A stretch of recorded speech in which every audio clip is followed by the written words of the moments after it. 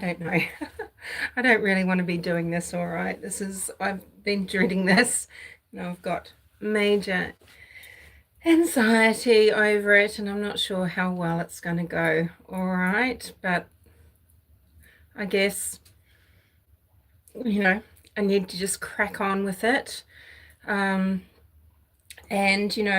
this is all, obviously, as everything is on my channel, this is simply my thoughts and opinions that I give on things that are in the public realm, out there, and available for all. I review materials and I give my opinions, and I give my opinions based on, the way anyone can give opinions, which is based on my own life experience, my own way of analyzing things, all right? And that's all anyone is doing, and that's definitely all I'm doing. We want to, just stand there.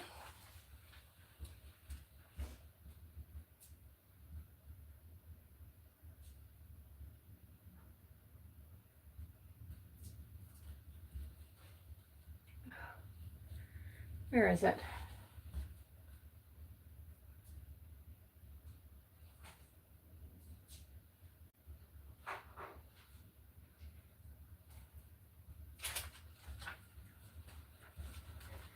Sorry to leave you.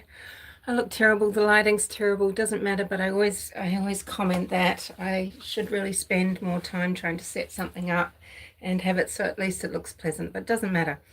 Hi, Cyber Warrior.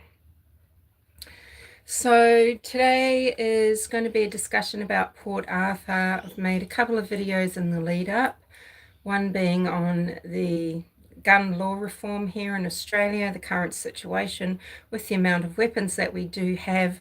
It is a myth understanding that, Australia doesn't have guns and we were disarmed. No, that's not what happened. Yes, Connor, I think I do remember that you came on here for a while, but mostly you were over in Joe Lewis's comments, loving what he was saying. And then you wanted to know my email address. But yes, hello, hi. It's nice to see anybody that wants to turn up. You can lurk, you can do whatever. So I made one video a little bit about the gun reform and the gun laws in Australia in the lead up, and then another I did a really brief breakdown of Martin Bryant's, just life timeline. Very simple. When he was born, what happened at school, when he met his friend Helen Harvey, who was instrumental in a lot of things in his life. When, sorry, I've got terrible hay fever as well, guys.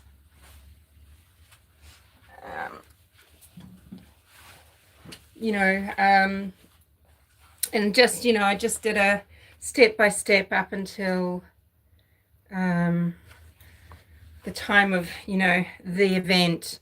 And, I don't want to disrespect anybody. There's thousands of people that are affected by this event in Australia, and it has had discussions. It's not just simply you're either, someone who was a victim, someone who was related to those people, someone who was there, and then the conspiracy theorists. This event has affected a lot to do with, hi, Yeoman, hi, Patty. This has got a lot to do with unions and what was going on with unions, with media, with healthcare, not just gun law reform, not just having to really look at Australia, how it was as a culture at the time. This is going to be very hard live to do, because I'm going to have to really try to keep to a program, because every branch of what's happened is 10 hours, 100 hours of a podcast. You could talk about the situation with medical care and how they manage events and things like that, what was going on before and after. You could talk about each conspiracy angle to do with every topic, media, healthcare, you know, event management, like events as in shootings or disasters, things like that, technology, policing, governmental actions. It's really dense. It's dense, it's complicated, and you know, pretty impossible to do. So look, I don't have a laptop here. That I need to get mine fixed so that then I could actually have something here in front of me that I've got everything and I can just go through. I've been making notes and then I haven't been able to type them up or print anything out. I've just run out of, like, I don't know, I've got too many tabs open up here, and it's just, yeah, I don't know what's gonna eventuate during this live. But you know, first things first is I must acknowledge that people have lost their lives, and thousands of people are affected to this day with PTSD, with a lot of repercussions, with a lot of things that have shaped people's, you know, futures from that day forward. And it's shaped not only, yeah, the individuals, but Australia. And we need to remember to be respectful of the 35 dead, the 23 injured, the counts, you know, the 3 grievous bodily harm and 8 other wounded people that were just part of, you know, the court sentencing. You know, it's interesting when you know, within the court sentencing transcript, they definitely had to debate how do they actually charge Martin, because people were being harmed because, and let's just say now, this entire video, as it do most of my videos, they're a trigger. It's just one big massive trigger warning. If you can't handle certain themes, if you can't handle themes around violence, what violence does to the human body, what happened at Port Arthur, and me talking about it, then just tune off now. It's not for you, okay? Because I don't want to upset anybody, but you shouldn't be here if you're going to be upset. But they had to decide, you know, if Martin was aiming at someone but killed someone else, did they do a count for attempted murder and then the actual murder or wounding? And they had to try and work out, well, how do we charge for people that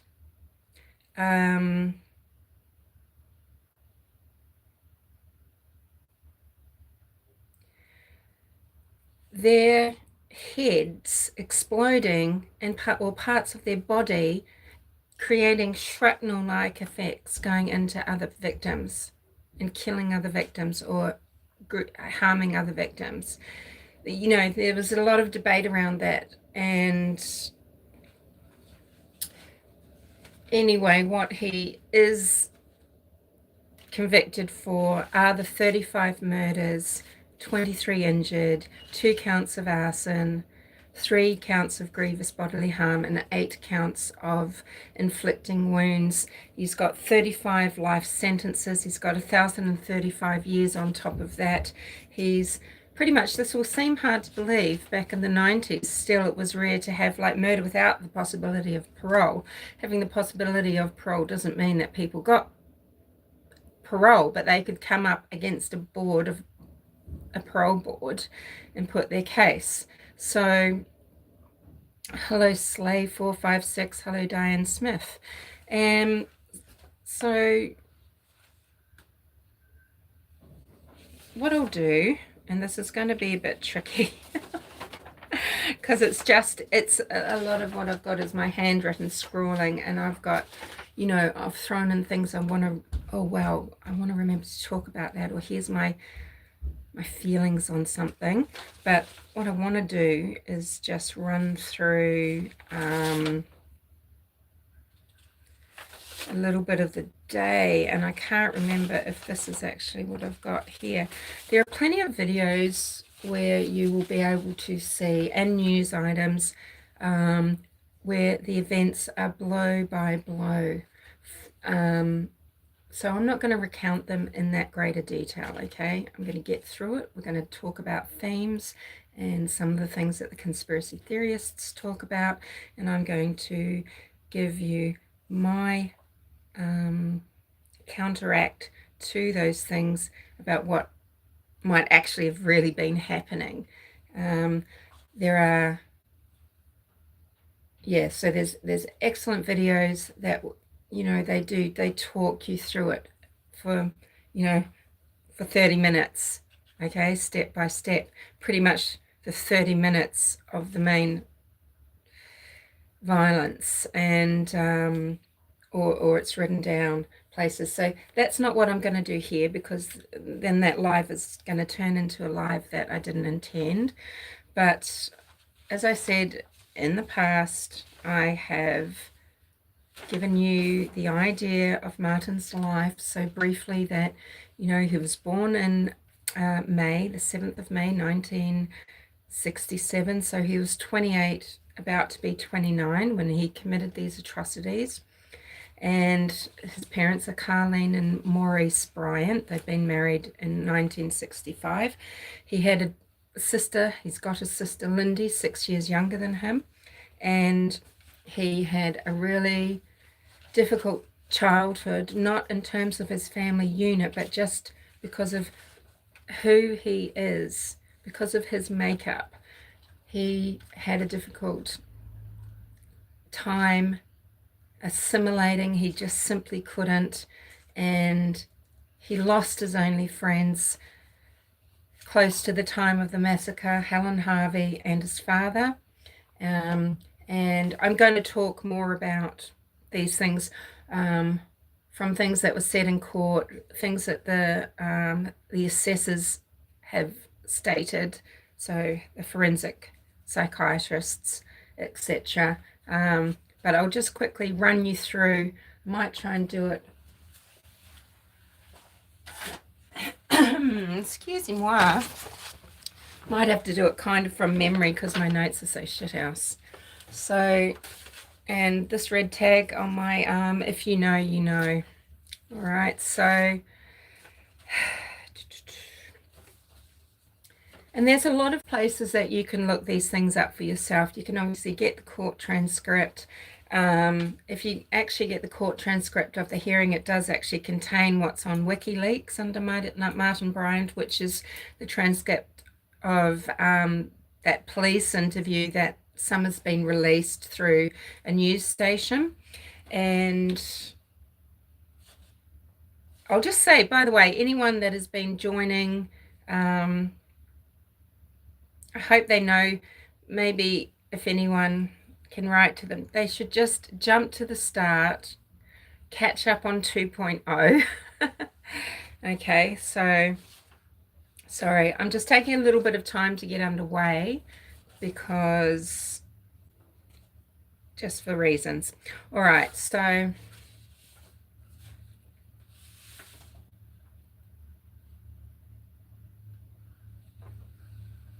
sorry guys. Yeah, all right, so Martin and his girlfriend at the time, and again, that's something we're going to talk about with regards to conspiracy theories. Hi, Johnny Topside.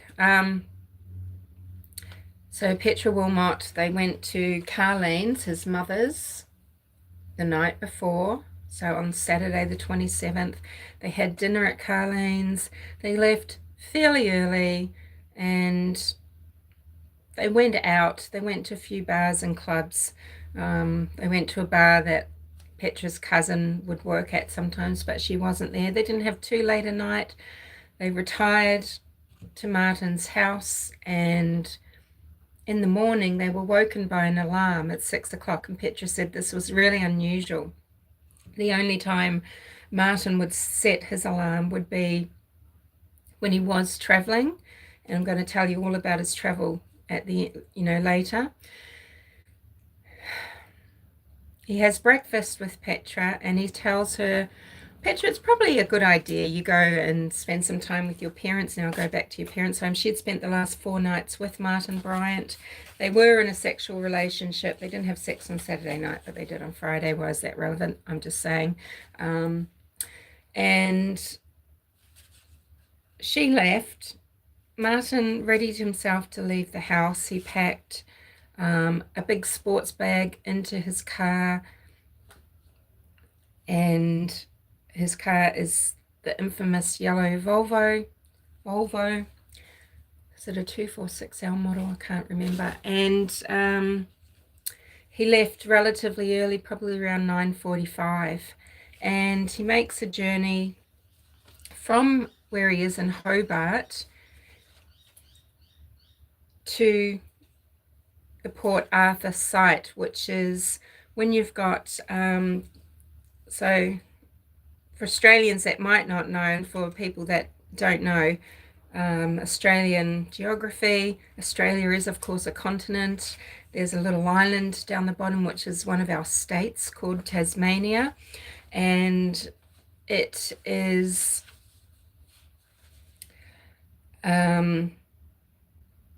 really interesting topography and everything, with lots of bays and things. And on the east and south side there's a lot of isthmuses or little peninsulas and islands that are connected to the mainland by a really narrow strip of land. And the Tasman Peninsula is like that to the east of Hobart. And Martin drove up and around down to this area where he committed all these atrocities. He made some stops on the way, and he stopped at places where he was known. Again, often you'll hear the conspiracy theories saying he wasn't even there. He was surfing at Roaring Beach, which is on the journey, the earlier part of his journey. And it's simply not true. So he stopped, he left Clare Street about 9:47.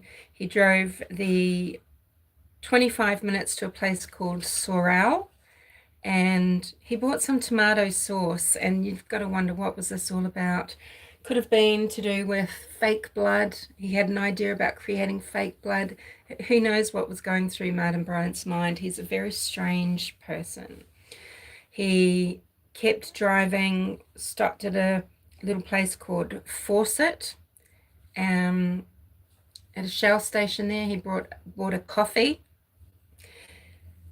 And from Fawcett, that's actually where the turnoff is to Roaring Beach. And, oh, what are you doing, Martin? Oh, I'm going surfing. And he's got a surfboard. Some say it was nailed onto the Volvo. He didn't surf, but he had owned the surfboard, and he had been cultivating a surfy look.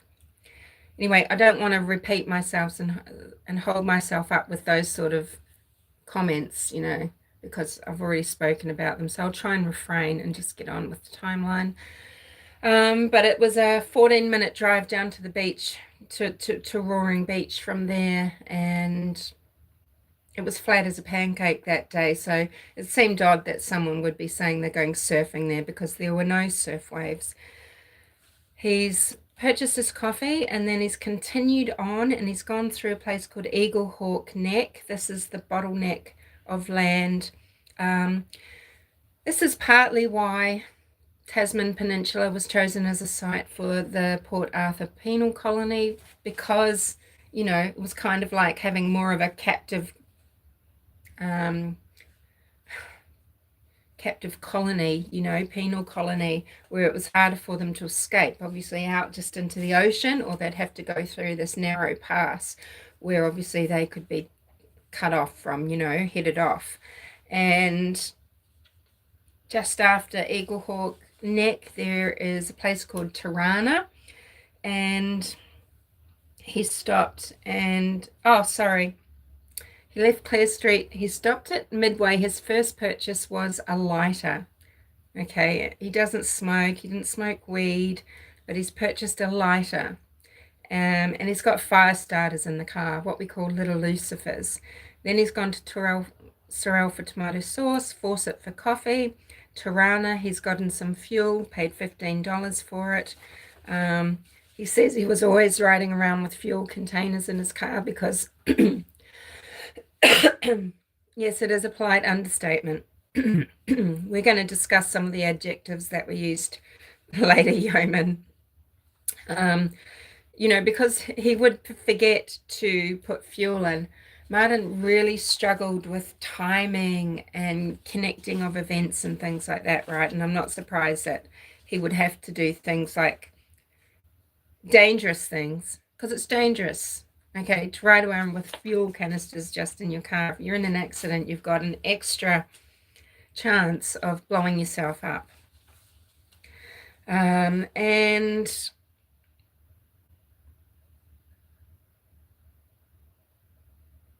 he isn't unknown in this area, okay? What people fail to recognize is when they cite what the conspiracy theorists brainwash them with, oh, it wasn't Martin Bryant. Hundreds of people do know Martin Bryant, and there are plenty of eyewitnesses who are familiar with him, and he is placed there all the time, fitting all the way down just before you get to the Port Arthur site. Now, of course, Port, it's on the coast, right? It's a whole lot of series of pink limestone buildings built with this convict labor. And just before there is a place called Seascape Bed and Breakfast, and it was owned by David and Nolene Bryant, and I believe Nolene was known as Sally.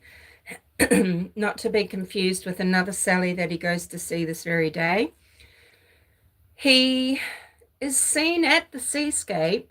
He arrives and he's seen at the seascape after he has been in, stabbed David Martin, shot him, bludgeoned. There were 5 lacerations and lots of blunt force trauma. Bludgeoned Sally Martin and shot her.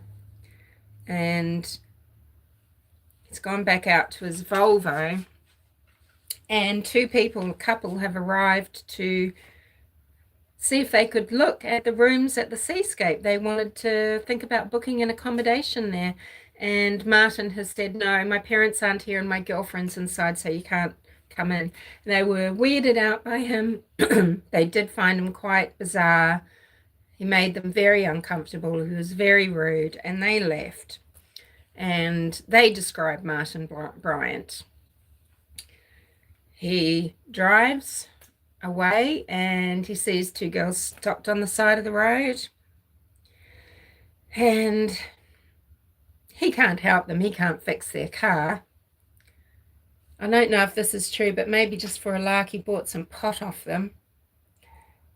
And he quite chillingly invited them to join him when they get their car started. Come and join me for coffee at the Broad Arrow Cafe, which is where he was heading. But he doesn't go directly there yet. He goes to a place called Palmer's Lookout Road. It's on the map as Lookout Road, but it's known as Palmer's Lookout Road. This is where I think it's Mr. Larson has a farm, and next to it is David and Sally Martin's farm. And that property was a property that Bryant thought of as really gorgeous land. His father wanted that farm. His father also wanted to buy Seascape, and we'll get back into that later. So I'll just recap in a little bit more detail for you. So he's attacked the Martins. I mean, the depth of his rage and blame towards the Martins, it's so palpable. And after he's murdered them, he's dragged them up into a bedroom, left them on a double bed.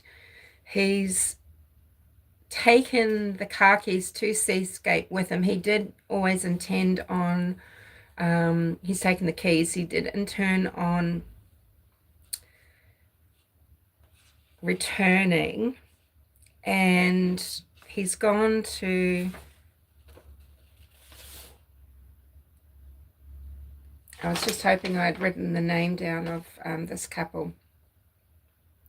Anyway, he's gone up to the farm, and next door to the Martins farm, he's talking to the guy there. Now, in the past, he has stalked this person's wife, Sally, and he'd met her in town and bumped into her, and maybe she'd had a bit of a conversation. She'd been a little bit friendly, you know, and so he stalked her, he harassed her.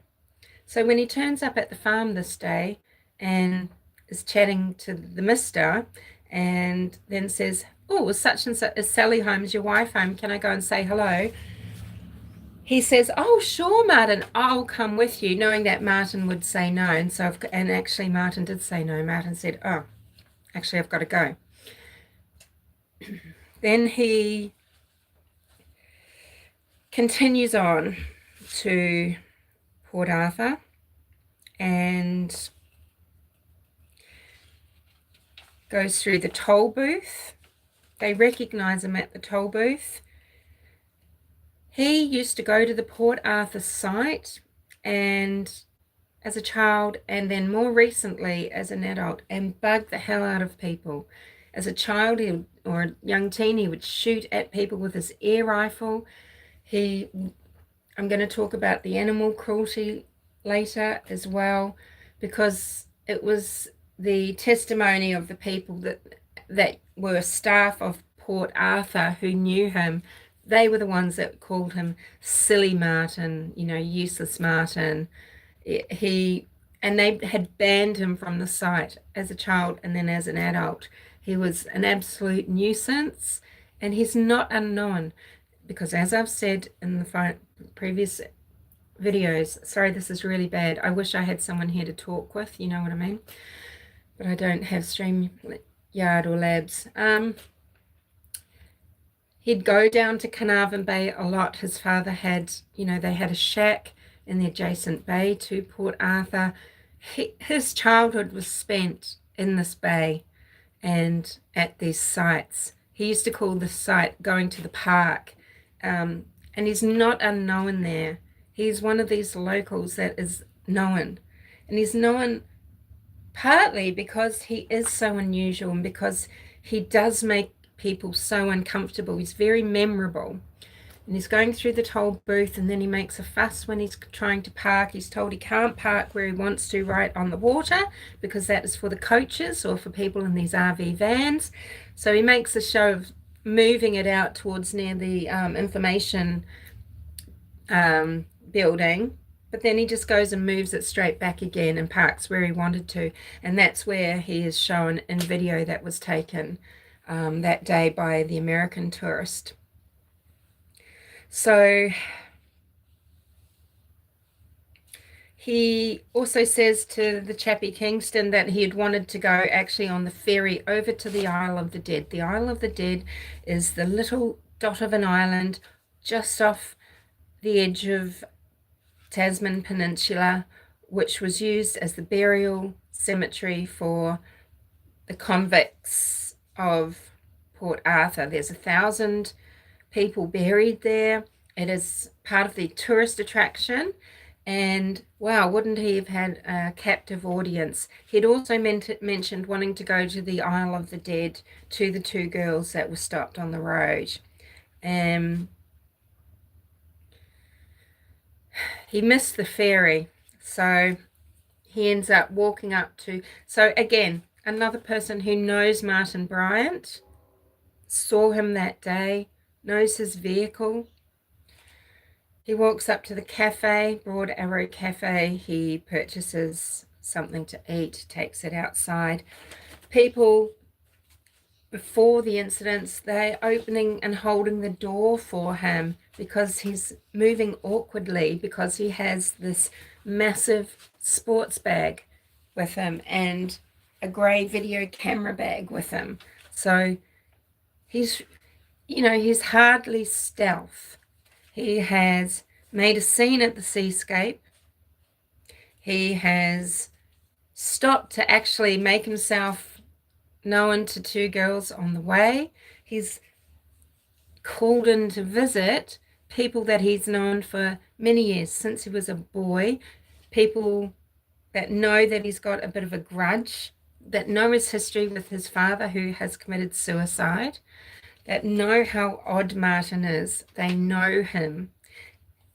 This is literally minutes away from Port Arthur site at the time that makes sense, because there's a lot of speculation about the time he arrives and the time that the shooting starts. I think he arrived at about 10 past 1, quarter past 1.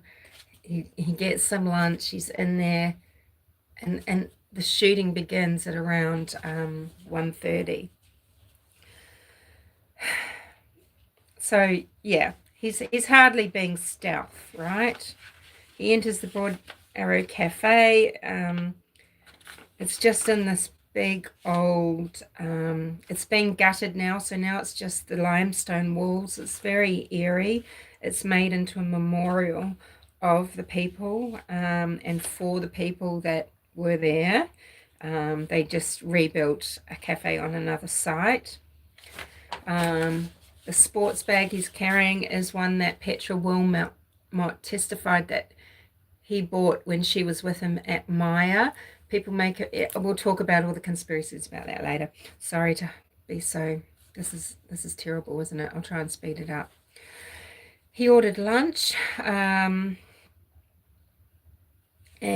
as he'd always do in restaurants, he's trying unsuccessfully to start up conversations with visitors.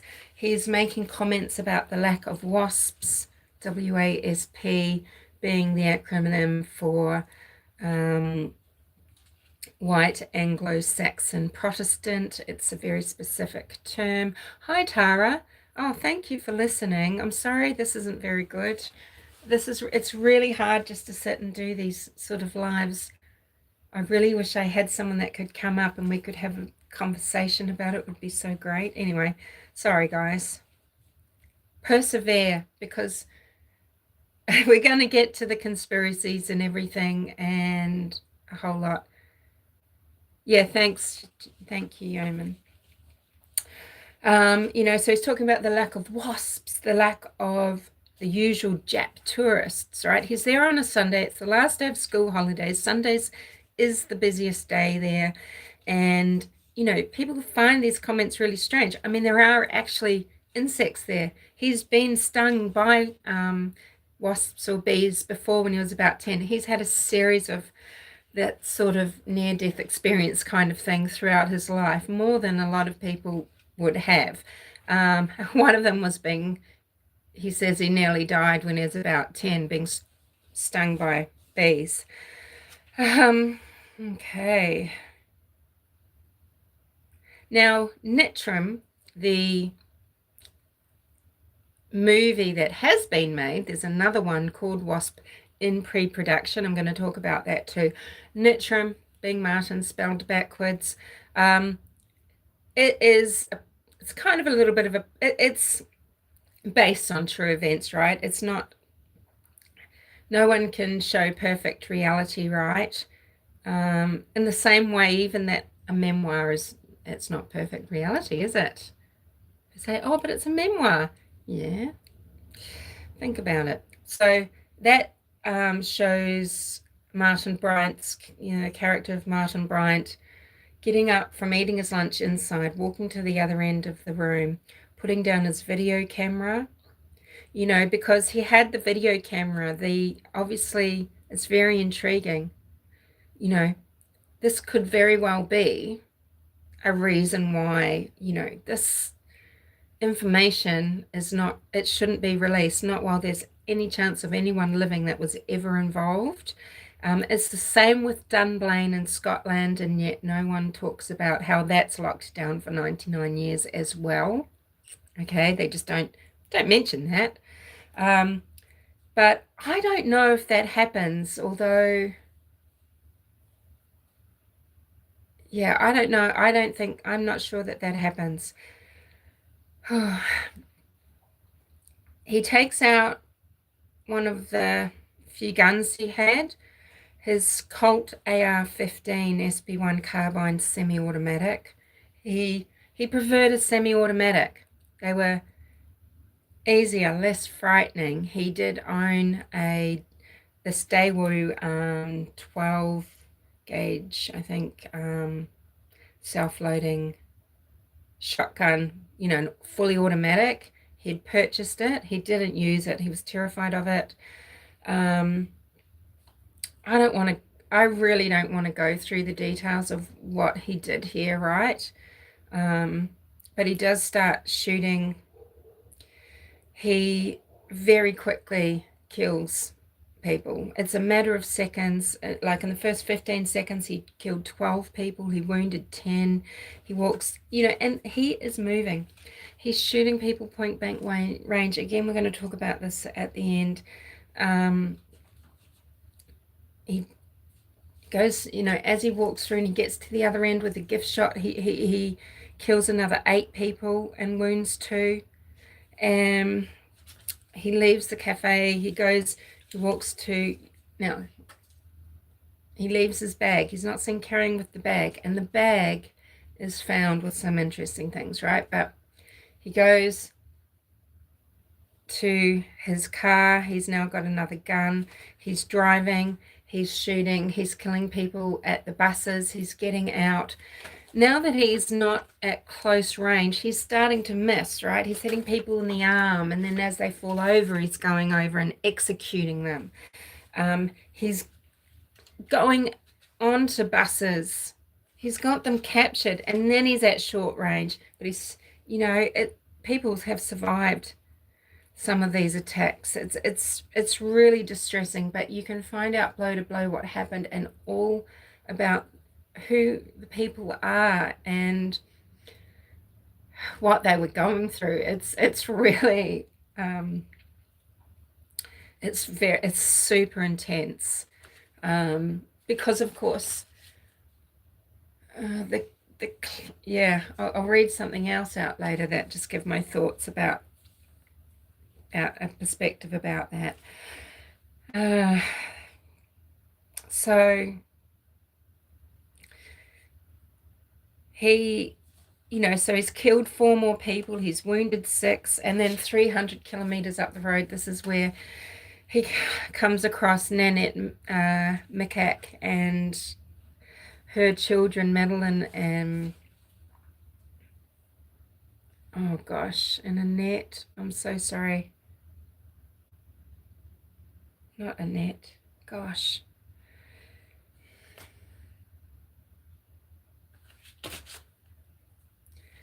But her 6 and 3-year-old daughter. Walter Macaque, I think, worked there, her husband, and so did Danette, worked at Port Arthur. But she hadn't been working there at the time, but she was just there with her children. And when everyone had worked out what was happening, because at first people are thinking it's a reenactment, she started fleeing up the road out. And Martin's come past and he stopped. And for a fleeting second, she thought, is this someone that's trying to escape as well? And then, of course, he's getting out. He asks her he just wants her, he says, get down on the ground. He executes her, shoots her in the head, shoots the 3-year-old, and the 6-year-old shoots the 6, and then one or the other, I think, is it her 6-year-old daughter tries to run away, is behind a tree, just follows her in 2 bangs. He executed babies. And when you watch his police interview and that's brought up, you can see he knows. Oh, it's chilling. Okay. He comes to the toll booth, and it's, it's just kind of, everything was a bit dinky back in the day, right? And it's just sort of this concrete slab area with the ditches, it's not very well built, but there's a building there where people drive past and pay. and it's sort of a narrow lane thing, and people haven't known what to do, and they've been halted, and there was a gold BMW there. He kills all four occupants, one of them who for some reason tried to get out and approach him, maybe just going into some sort of fight mode to try and protect the three people with them. I don't know. He just executes them, and he takes that BMW car. So now he's left behind things in his Volvo, the grey camera case, lots of ammunition, lots of things, right? Did he have on him, or did he leave at Seascape some fuel? Did he take fuel, lucifers, the lighter out when he abandoned his Volvo and put them into the BMW? Because 2 accounts of arson are coming up. But the keys to Seascape, certain things that he'd taken from Seascape, he'd left behind. So when the BMW is driving along, he gets to the Shell service station, and there's a white Toyota there, and it's Zoe. I can't remember her last name, maybe Belle, and her boyfriend, Gary Pierce.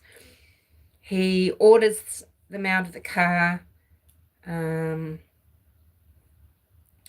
He ordered Gary out of the car, actually, and he shoots Zoe through the windshield.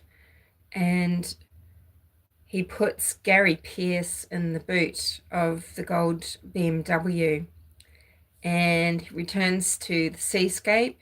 He gets, again, it was reported that maybe he'd set someone on fire in this boot, but no, Gary Pierce is taken inside. He's got handcuffs that Martin had taken with him. Again, these handcuffs are with him with the BMW. If the knife is found in a bag back at, I can see why, I would have to go. I know the details are there, the actual real details are amongst the dense amount of information. But, of course, you can have questions, right? But it's not going to make me believe in a conspiracy theory just yet, right? Because he has handcuffed Gary. He's gotten his petrol canister with him and the lighter. He's taken Gary out.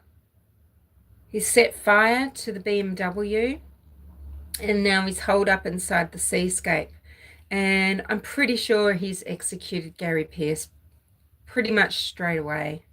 He hasn't kept him alive, and that's another conspiracy about all around that. There was phone contact. Now, a reporter called Alison Smith of the ABC, and yes, we are going to talk about the conspiracies of the media. A lot of lies spread about this chappie making the WASP movie. So she's caught wind of it at maybe around 2:10, and she started doing what all good journos do, and that is she is phoning businesses in the area to find out information. One of the places she calls is the Seascape, and Martin Bryant answers, and they have a conversation. Who can I, what can I call you? You can call me Jamie. Now, he is laughing hysterically. He is saying, she's going, what are you doing? And he's just saying, oh, well, I'm just having a lot of fun. And it's really maniacal. And she says, it's so unnerving. And he's saying, yeah, I'm having a lot of fun, except I really need a shower. Okay, so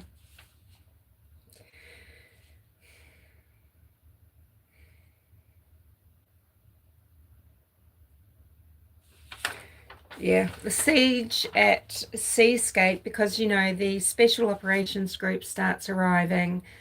Yeah, well, police officers are arriving first. Martin, because he is a local, he recognizes one of the police officers. I've got the names and everything written elsewhere.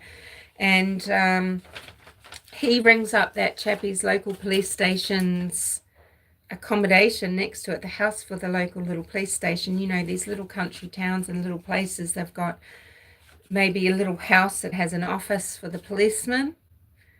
And he rings and he talks to the guy's girlfriend. And he goes, "Do you know where your boyfriend is at the moment?" And has this conversation with her. Yeah, he's a real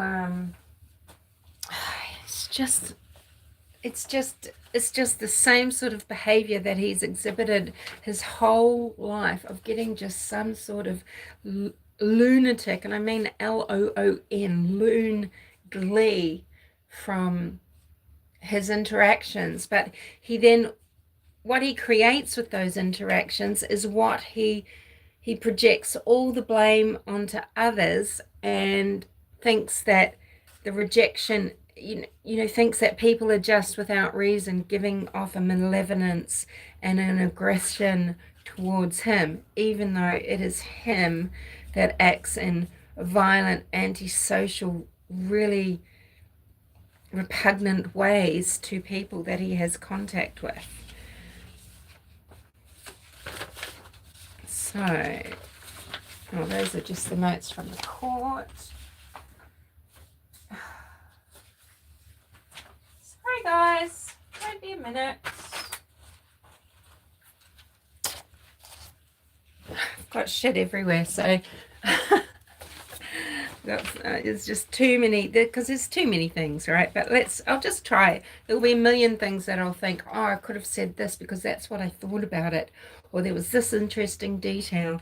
But anyway, all right, so we've gone through that. So in March, I think on the 13th of March, there was the Scottish school shooting by this abhorrent person who, again, this social misfit, except he was 43 years old, not 28.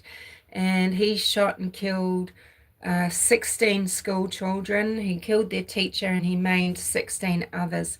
He contained it to one classroom of children that were in a gymnasium. And a lot of people like to attribute Martin's interest in that to the very concept of being a mass murderer himself. And this, I don't believe that is the case. So there's lots of conspiracy theories around this, right? There's lots that we can actually talk about, and we would never be able to do it in just one little live, but let's just talk about some of the themes. Now there was, I just don't know where I've got all the names and things to help me out, because my notes are so spread out. Like, for example, the actual name of the person that commissioned the morgue truck.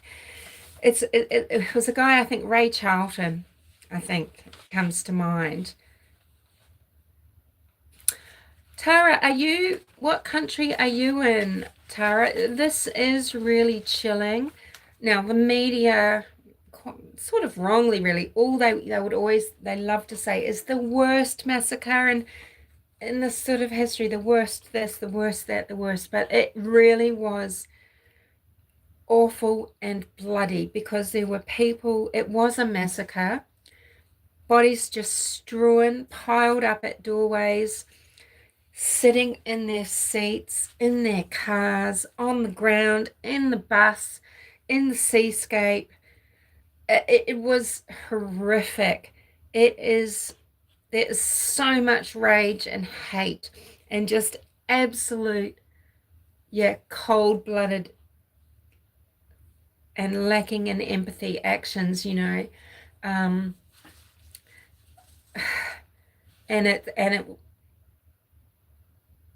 it could have been worse. Imagine if he had used that automatic weapon, for example, right? You're from Seattle, Washington. Hey. So this is probably one of the major events where the focus, this is one of the events in Australia, I should say, that is a favorite for conspiracy theorists. And they say that Martin, he wasn't even there. He wasn't capable of it. He was, just really didn't have much idea of guns. He couldn't shoot. He was just a good boy. He was a patsy. All the words that we always hear: scapegoat, patsy, government psyop, false flag event, or just all the same things. They're all paint by numbers things. You pretty much know all the things that they're going to argue. You're going to know all the ways which they get half truths and turn it into what they want, and that's enough to convert people. That you just need to give them some sound bites. Just say it with authority, and all of a sudden people believe it, and that you've got the repeaters. And I'm going to go through, that's what I'm going to go through some things of now. So it'll jump around a bit. I'm sorry, because I've gone back to things and gotten more detail and everything, and I might anyway. A big part of the conspiracy theory is that the government commissioned a morgue truck. Why would they need a morgue truck that can hold 22 people that just so happened to be built and then put out of commission after the event? Well, one of the South Australian ambulance branch personnel, I think his name was Ray Charlton. I'll find his name somewhere as I go. No, he decided to experiment with building something that might be useful for various events, because in that neck of the woods there's cruise ships, there's the really busy ports, and there can be the possibility of big accidents. And because of the terrain and stuff, he thought, maybe there needs to be a vehicle which can get into any disaster. He wasn't commissioned by the government. He built it. And he used this old Chevrolet truck, so the cab of the Chevrolet truck, and like a refrigeration truck, the end of a refrigeration truck, just like a lorry, chilled lorry that might deliver, say, these days it would be delivering things from Coles, or it might be, a wholesaler sending out, meats or fruit and vegetable supplies or milk or whatever, right? It was just this big rectangular refrigerated unit that he's put onto this Chevrolet truck. And the suspension was terrible. It didn't actually work. Once they realized it was actually commissioned, I did 2 trips on the 29th, the 9th of the 29th, from Port Arthur to Royal Hobart Hospital. He realized actually the idea was good. It was really amazing, but how he'd conceptualized, what he'd built it out of, was really terrible, and it didn't really work. And he just sold that off, and it's really, people make quite a lot of it being advertised, how it was advertised, who seemingly was advertising it for sale, how come he was selling it. It was like this policeman or something. There were several ads for it put in. He probably was trying to branch out and get as many people as possible to see his ad for this really weird product, right? But he actually rebuilt a bigger one that carries 50. You won't hear the conspiracy theorists talking about who actually commissioned it and what he did after he sold it. He built another one, even bigger, and it was better, okay?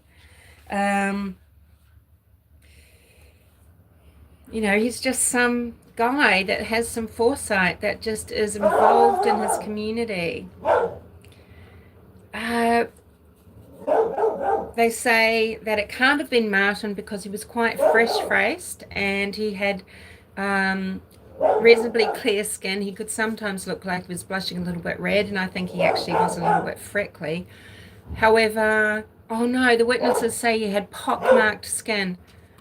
I can't put you on hold while I go and organise my dog, so if you can hear barking, well, I'm so sorry. Well, he had, I would imagine, blood and flesh splatter on his face. He told Alison Smith he needed a shower, and I've no doubt that he did, because he was at close range, he was wrecking people, okay? People were dying from the shards of bone that were spraying. How people think that he was just going to look as clear as a daisy, I don't know. So he could be walking around and people, they're in trauma, and we know eyewitnesses don't get it right, and it could be seen as pockmarked skin, and that's my take on that.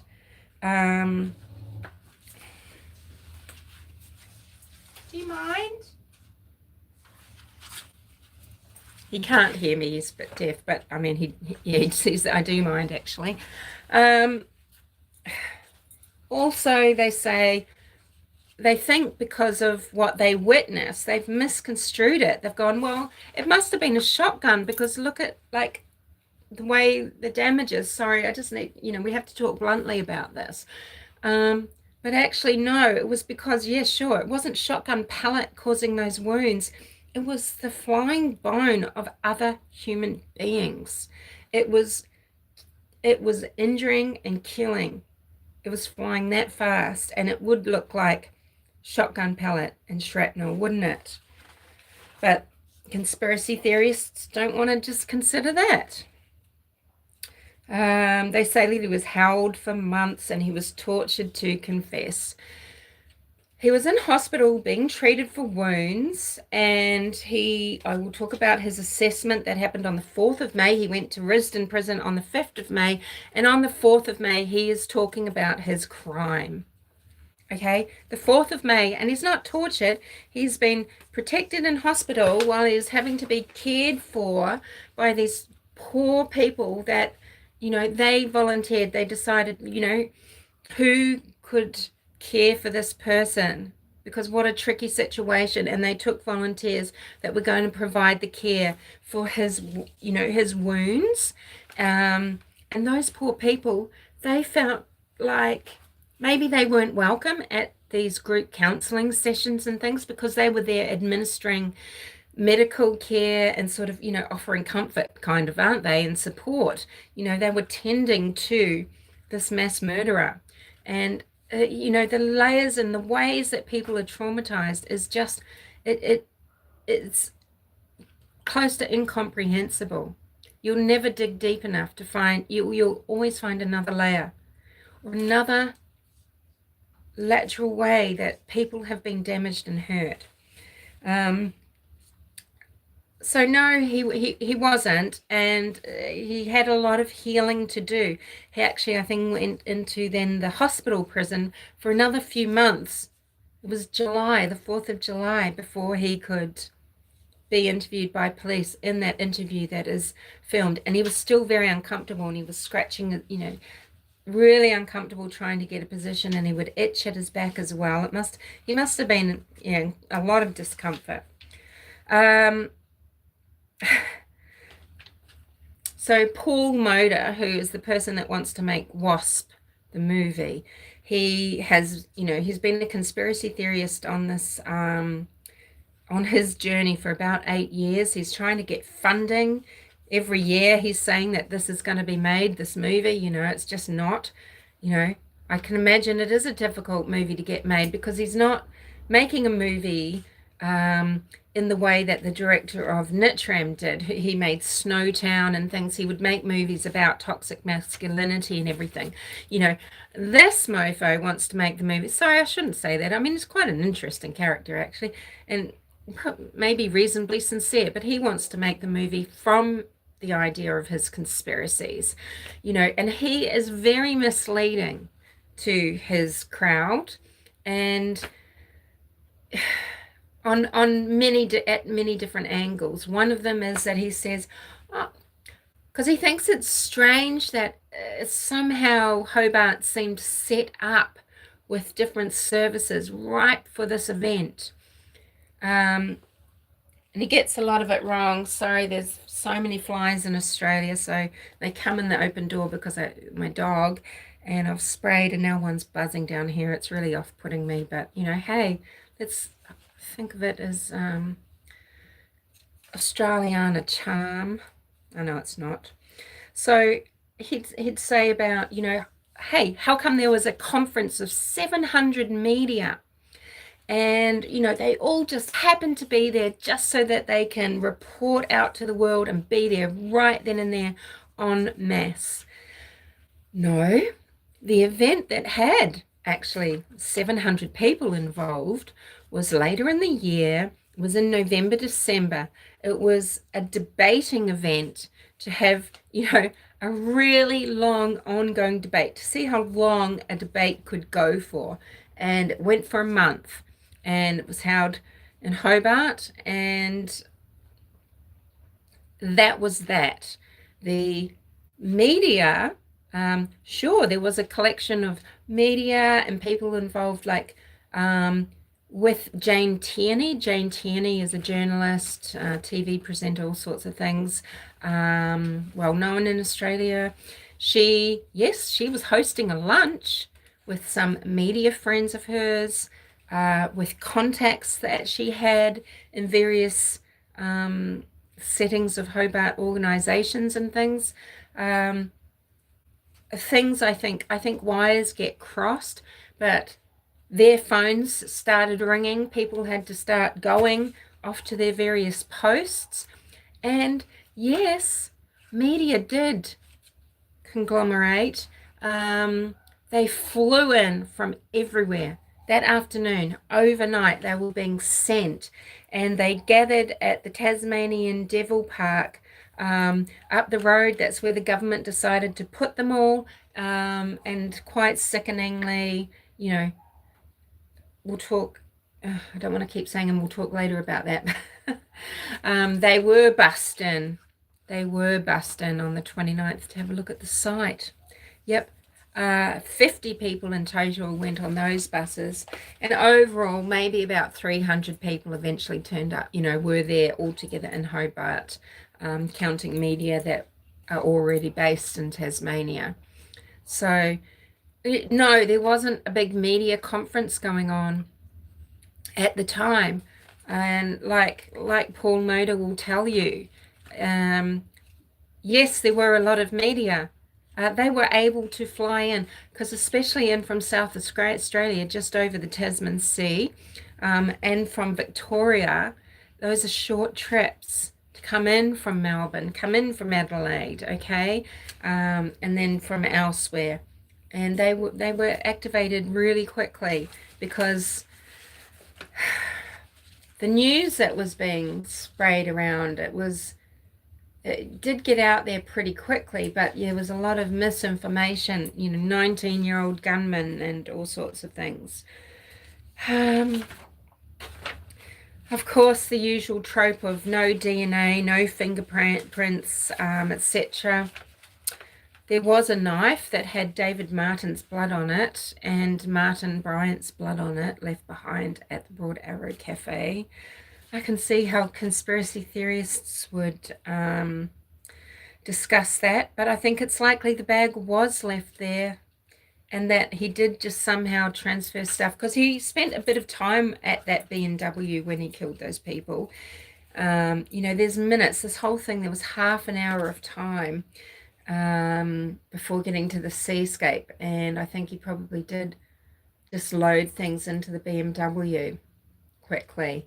because the video by this chap called Blasco doesn't show him carrying a bag, but it does show Bryant. You can clearly see it's him. I tried to get some clear screenshots. I think I got a screenshot that looks like him. What I'm going to do is make a lot of posts that just have some photos for you to look at. And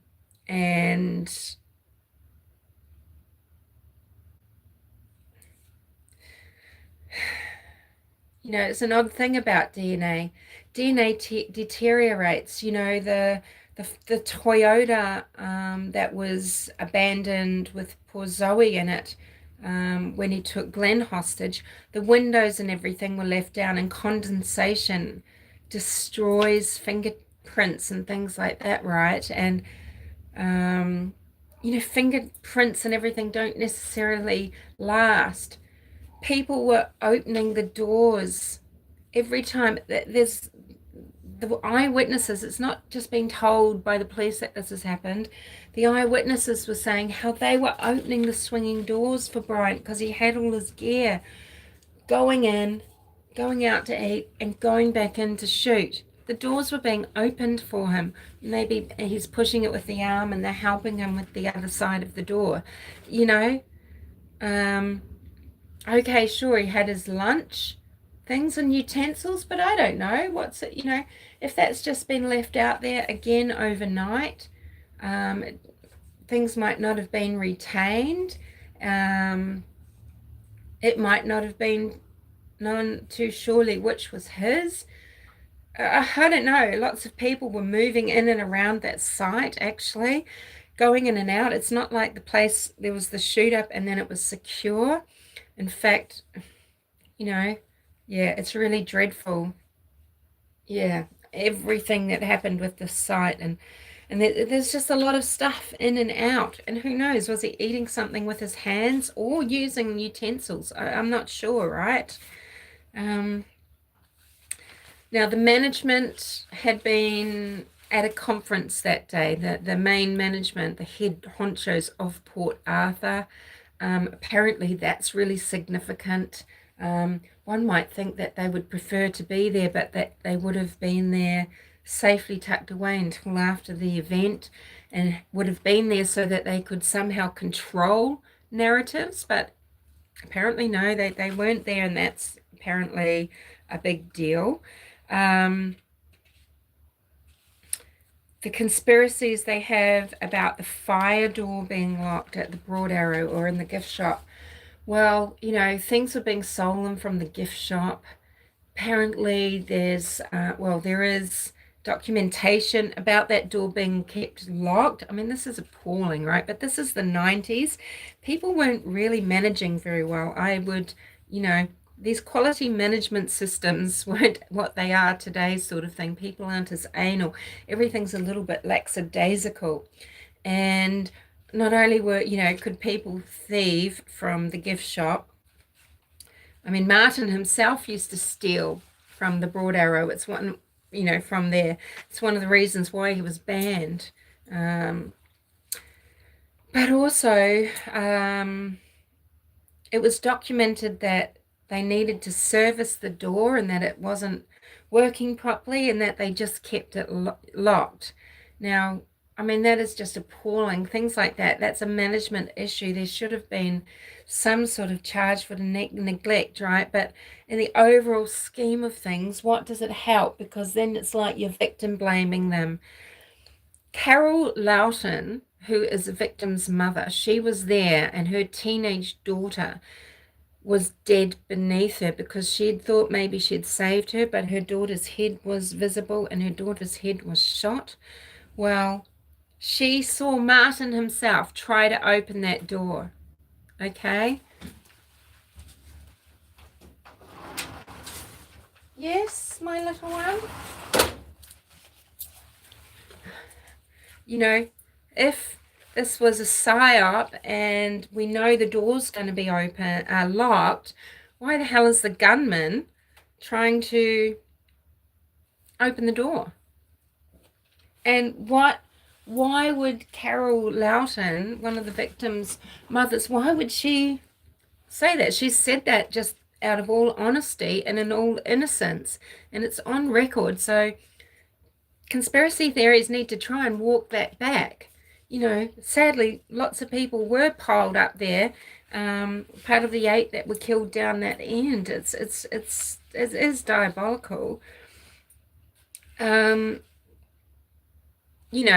They want to say that Martin killed Helen, and that he had said to people that he wanted to speed up the inheritance that he was to get. That Martin killed his father, and there's plenty of reasons to know that Martin did not kill his father.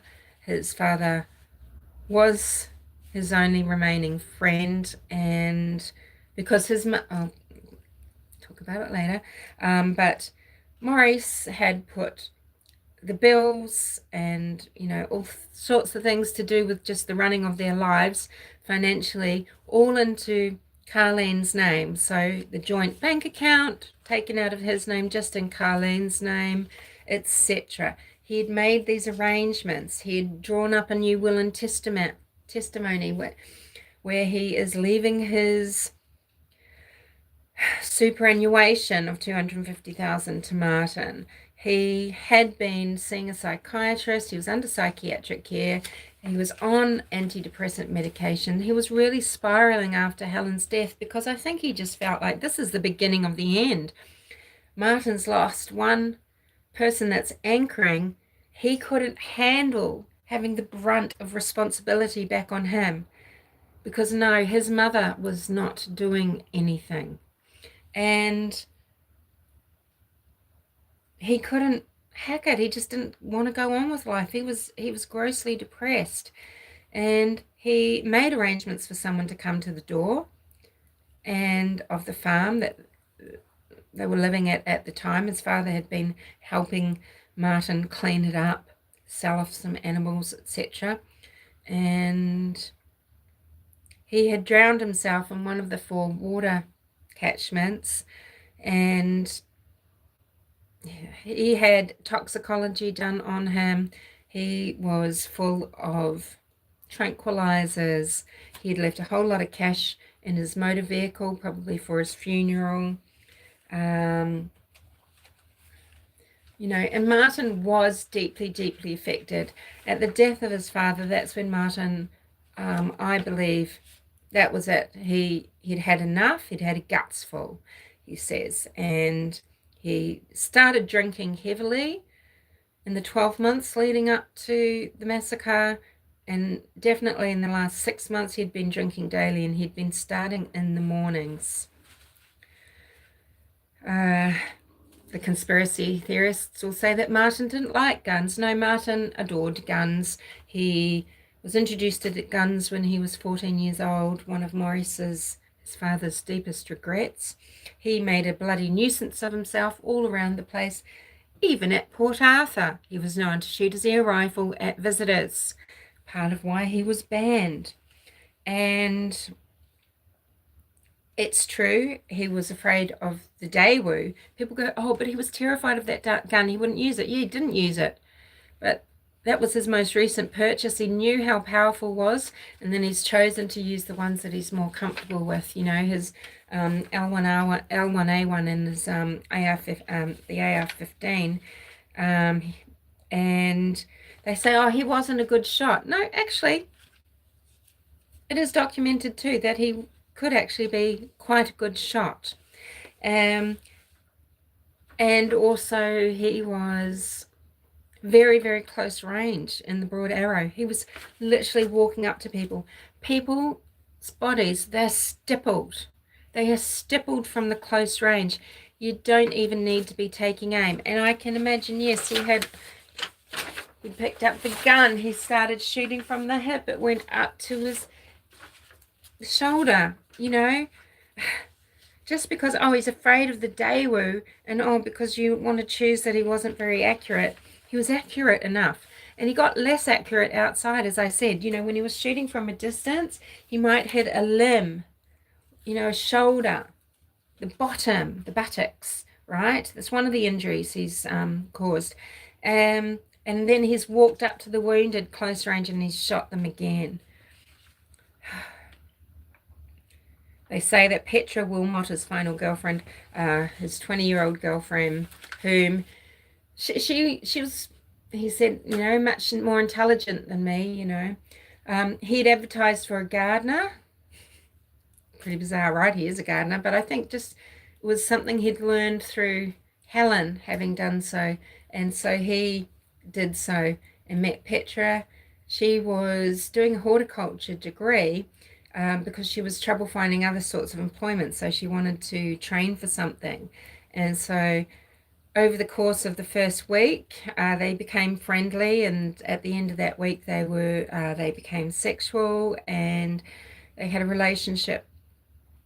Just for a short period of time. They were girlfriend and boyfriend at the time of the massacre. Now, the conspiracy theorists will tell you that she is his handler. She has MK'd ultra'd him.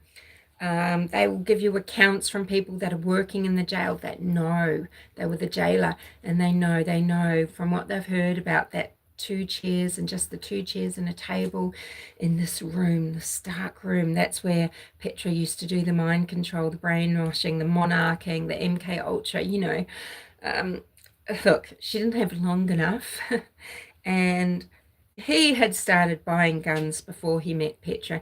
He had already had various weapons more dangerous than his air rifles for quite some time. And in the last 3 months, he was purchasing powerful firepower, and lots of ammunitions.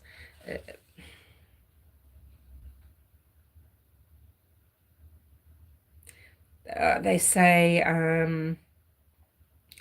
how did he see the snipers during the, what do you call it, through the siege at the seascape? Well, they discovered that because they're communicating with radios, he was seeing the red light on the shoulder of the people that were laying out, and he could see them at the range they were, and he would say, hey, move your people, and he'd shoot in the general direction. Because the conspiracy theorists will say, well, why didn't I've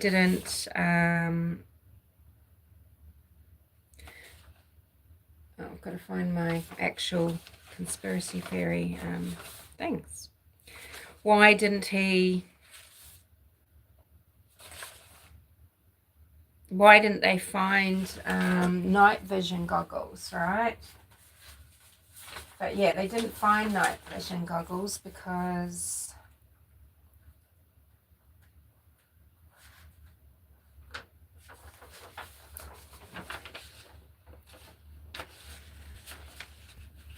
he didn't need night vision goggles. Simple as that, right? So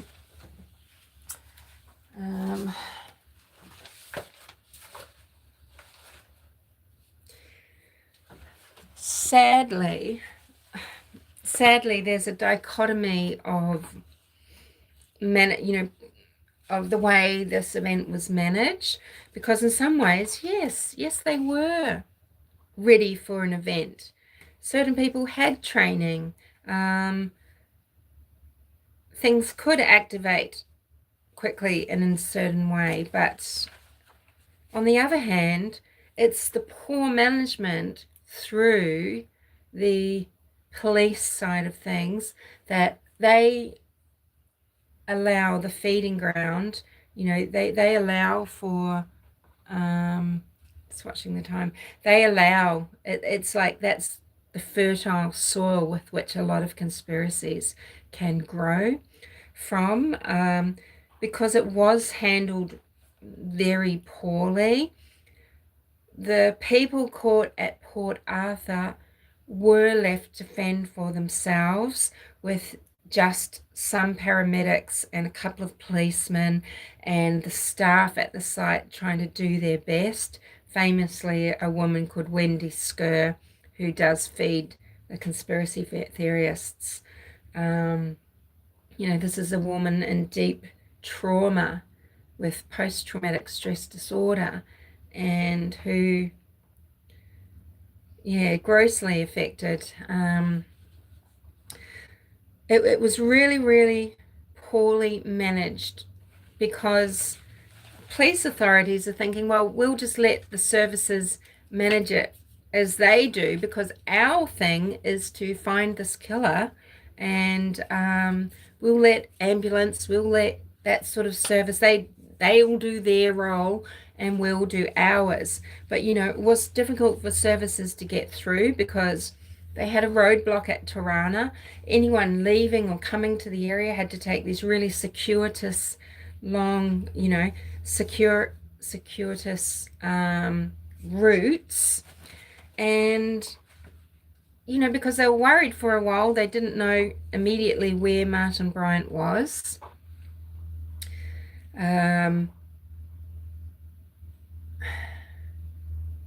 Until they start hearing about the phone call with Alison and the call made to the police and things like that. They were on the line to Martin Bryant on the cordless phone for a few hours, but it went dead because he didn't charge it.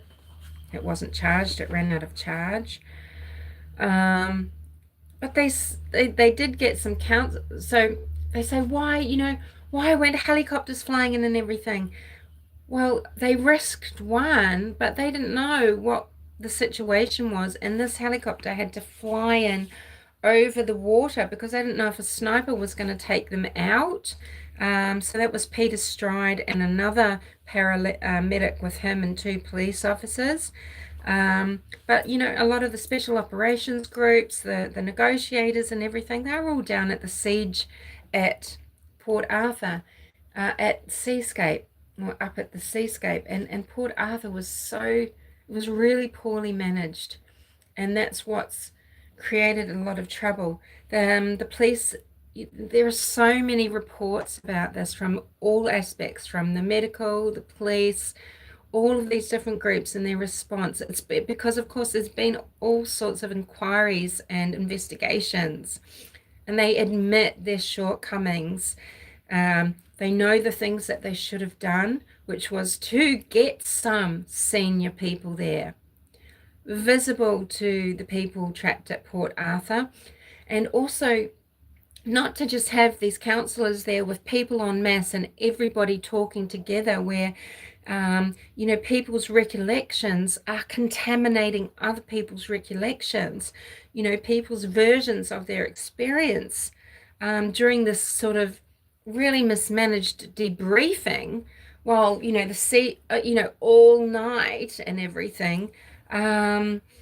It's just really, it was just really dreadful. It had terrible repercussions, and people didn't feel safe. So what I wrote it down. Now, this is not a popular person, but Ensale and someone else. I'll tell you about Ensale later. He did write down, and I've added a few of my wordings to this. The entire operation was handled poorly by authorities, and they do admit to that. We have to accept the product of the times. Not everybody was using the internet and having mobile phones. And, the word that was getting out was scattered, and, it was just strange accounts about what was going on, because people didn't understand what was going on.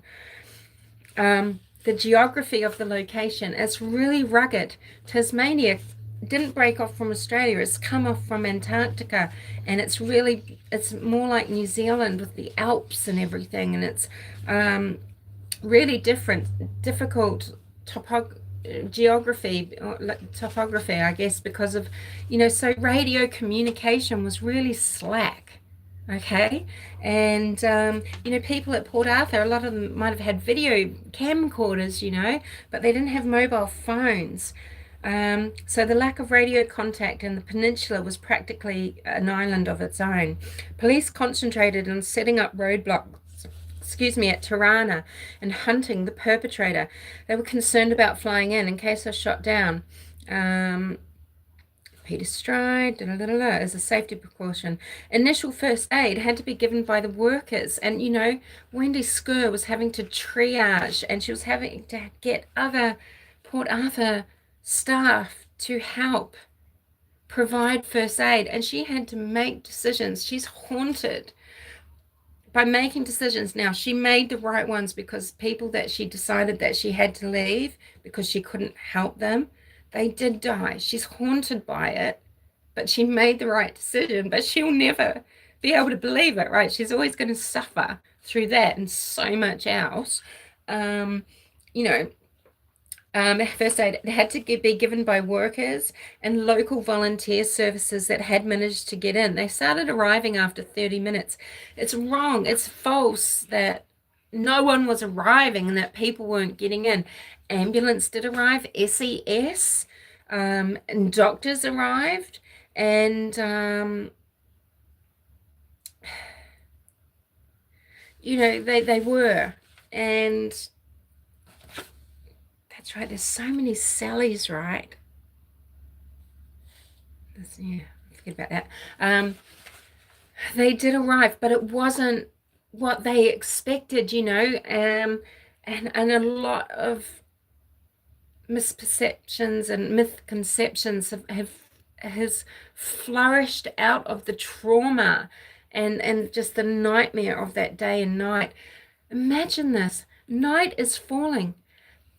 The information getting out and through the news, it's like they're having a blackout of it, because they don't want the gunman to be able to switch on TV and know what's happening and everything, right? And it was a mistake, because people didn't know how many gunmen are there, where are they still in danger? So they were hiding in the dark, under tables, terrified, cowering down. They didn't feel safe. And now the authorities have admitted they would have gotten senior people in there to give calm, to direct, to make sure people were comfortable, that their physical needs were met, that they just knew that there was a presence, and someone who could give enough information so that they didn't feel, they did set up a hotline. They set up a hotline so that friends and family could call it. But, the problem was people didn't know that there was a hotline that friends and family could call it. They were worried. Do my friends and family know that I'm alive? They even say in the police training vid, and don't look that up, but if you've seen it, you'll know why I've got this on my wrist. They state, we left them to organize themselves and focused on our own role of capturing the perpetrator.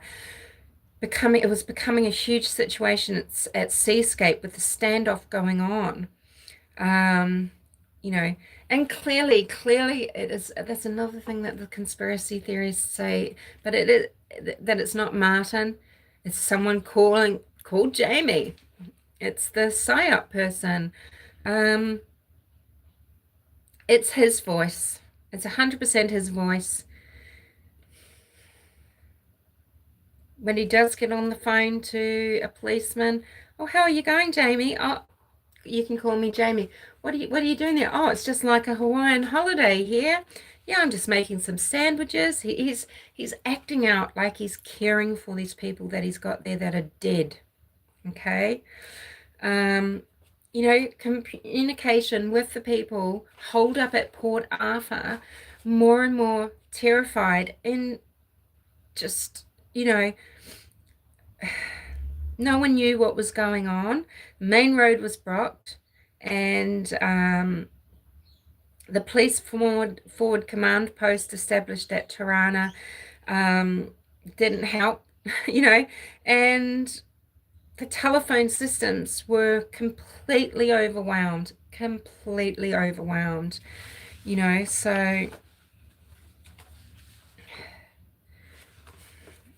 So, Insal, etc., in his article continued on, that the police presence at PA, it was too modest. It left people feeling anxious and vigilant. You know, they started hearing things. There's the report, no, that gunshots were still going that night. I just think, who knows what that was, but people are hyper vigilant. They're terrified for their lives. They thought someone was shooting at them, and this sent a wave of panic through as darkness was falling. So they locked themselves into buildings, pulled the curtains, lay on the floors in a state of fear that was worse than when the shooting was active. Would he come back? Where was he? They weren't getting guidance from police. And yeah, this is a big regretful mistake not to have a senior presence there, organizing and calming. It wasn't until later in the evening that a significant number of police arrived at the site.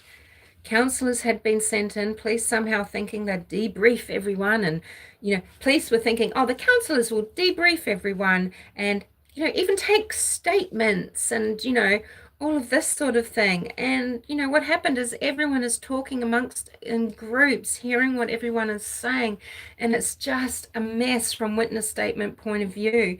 And their minds are contaminated and their recollections are screwed up. That is simply it is the case. There are plenty of eyewitnesses that weren't at that direct trauma that placed Martin Bryant, as well as people there placing him, right, that knew him. But the conspiracy theorists will cling to the ones that support their conspiracies without considering human psychological frailty and just the common sense of what the situation would have been like. So carrying on, these days they'd ensure people felt safe, that friends and family were notified they were alive, and that they were kept abreast of the news. They've learned a lot since these Wild West days of the 90s in Tasmania. Tasmania had the freest gun laws at the time and was a pretty laid-back place. Yeah.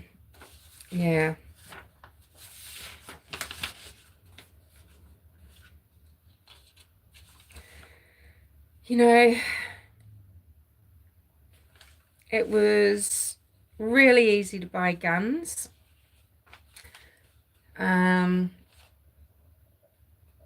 There's all the conspiracy about Terry Hills and did he or didn't he sell guns, but he did sell guns to Martin. And in that era, at that time, in the current climate that was there, you could buy guns easy. But okay, further conspiracies. Now, the media, of course, no, they weren't having a conference there, but oh boy, did they, a lot of it is the Murdoch papers, right? And he owns several, and should one person, one organization own a populace of media outlets? No, they shouldn't. So this famous photo of Martin, that was displayed in a lot of Murdoch's papers down there, one of them was the Mercury of Hobart, one of them was the Australian, there were others, I think the Sun and the Tasmanian something or other. And in the Australian, the image was reprinted, but the whites of Martin's eyes had been intensified because the photo that was reproduced, it was all a little bit soft. Oh no, we were just trying to make it clear, just get a clear image. It made him look wild. It made him look crazed instead of just this innocuous, normal looking person. How this photo came to be in possession of these papers to do it, well, the house was put under guard, but it said that, two Mercury reporters, I've got their names written somewhere, they went round and talked to the policeman while someone else broke in at the rear, and because they could describe inside of this Clear Street house in detail, how dirty it was and how cluttered, and what sort of things were on display, you know, the dolls and things like that, and just the general filth. And it's thought that, yeah, they stole this photo to use, and when it was reproduced in the Australian, they've reproduced it in a way not dissimilar to the lies about how Lucy Letby's photo was apparently doctored. But no, when you look at the original photo on the Cheshire Constabulary website, the mugshot, it looks exactly as it's reproduced. It depends on the medium that you're looking at it in, how soft or sharp it looks. Anyway, I don't want to digress. I want to get to, you know, and there's lots of books that people cling to that they use to support their claims that these were snipers, trained snipers and everything. And one of them is a book by Christopher Glassell, who had been a member of Special Operations Group, who wrote a book about his, you know, the siege and being there and taking down Martin, you know, and what he really thought went on. And he's feeding these conspiracies. He wasn't even in Tasmania at the time. He's a complete fraud, like a lot of these assholes. This guy called Joe, I think, Viles, also feeds a lot of it with his Born and Bred book. So you can find a lot of the actual court stuff. Just Google the Queen versus Martin Bryant. And that also actually includes the WikiLeaks transcript of the interview. So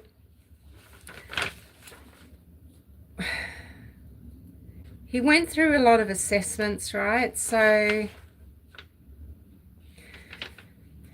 right from 1973, when he was going to his first school, the Friends School, he had problems right from the start. You know, he was removed from that school. They were advised to seek medical advice and go for testing and things, which he did. You know, he had to get speech therapy. He had behavioral issues, hyperactivity issues. He was put on medication at that time, which didn't really help. You know, sent to what was called the Ellerslie Clinic, where, you know, it's a guidance service. It's now called Clare House, ironically enough. You know, all the names, there's so many names with gun in them, or, you know, this Clare House being repeated, the street he used to live in.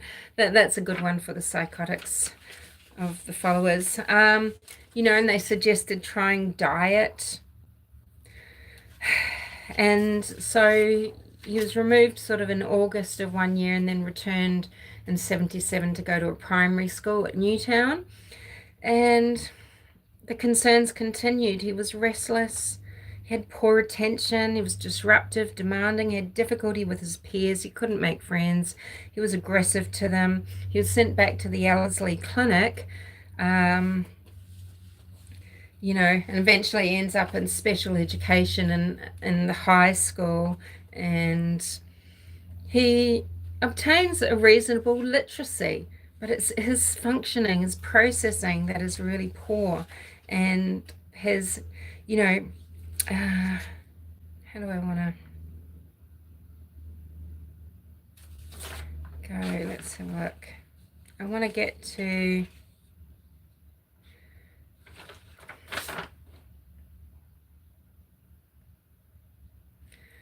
yeah.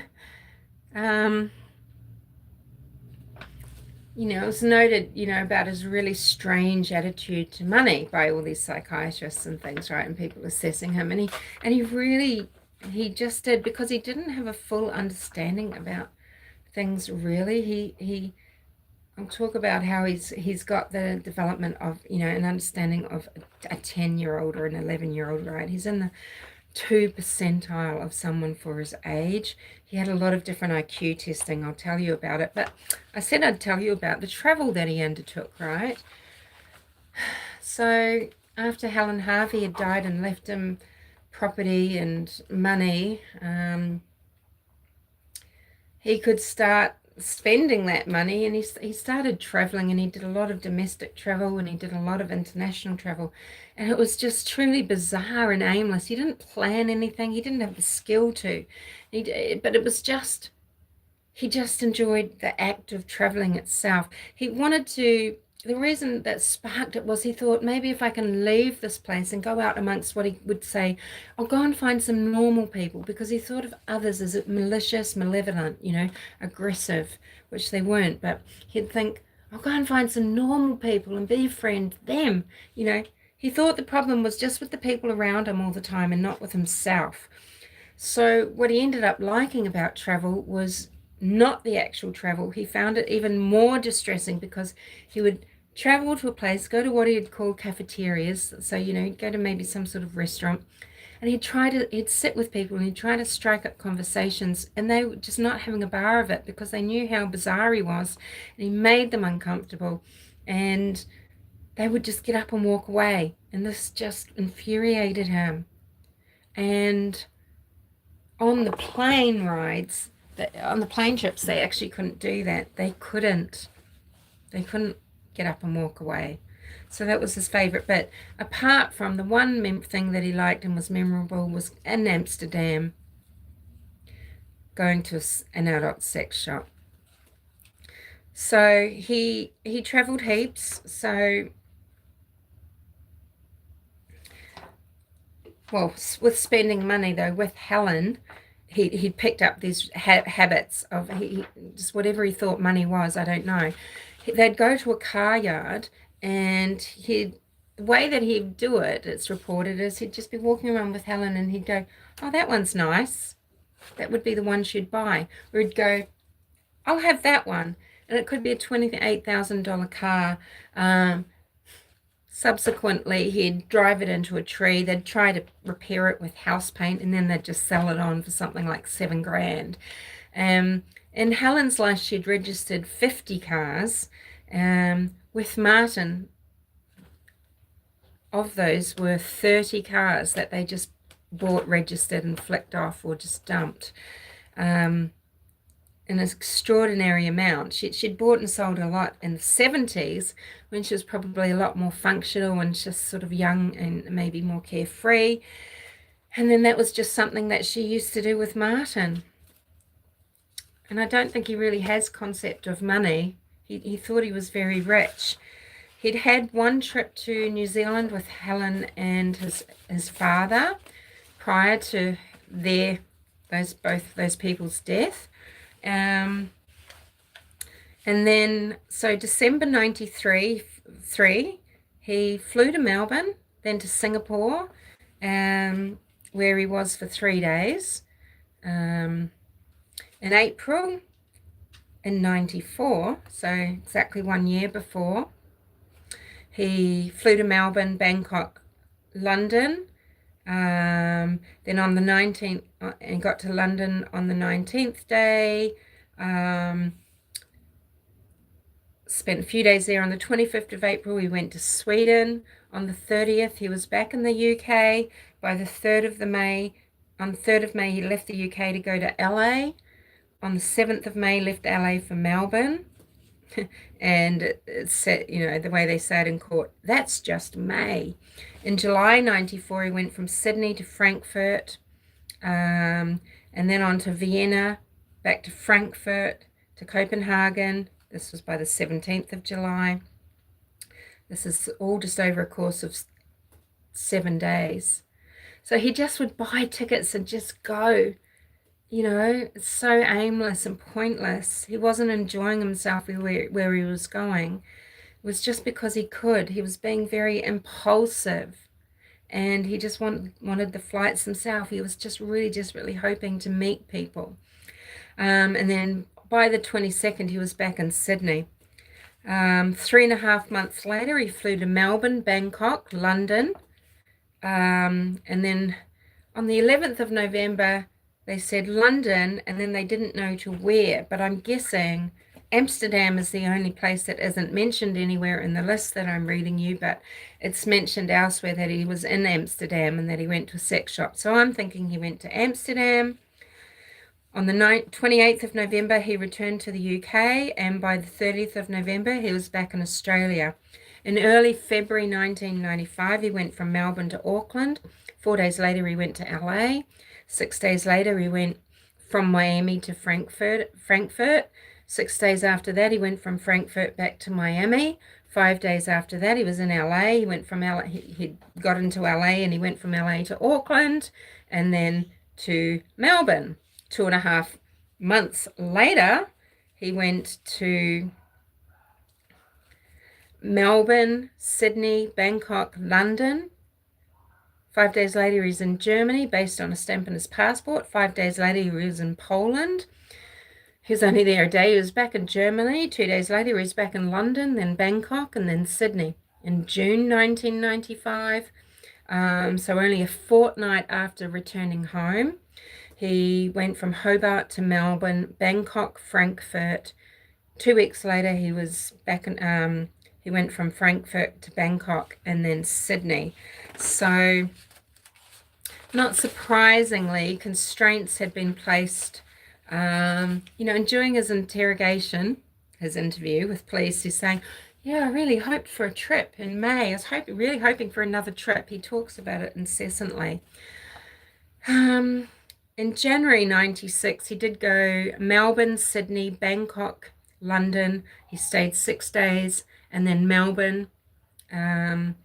So that's excluding interstate travel. There's 3 pages of interstate travel that he did after Helen Harvey's death. So Dr. Ensale, he's a bit of a divisive character, because I don't know whether the bad reviews and everything are about him are because of conspiracy theorists around Port Arthur, and and because he was someone that assessed Martin and found Martin wanting, or what. I can't get a grip on it, but it doesn't matter.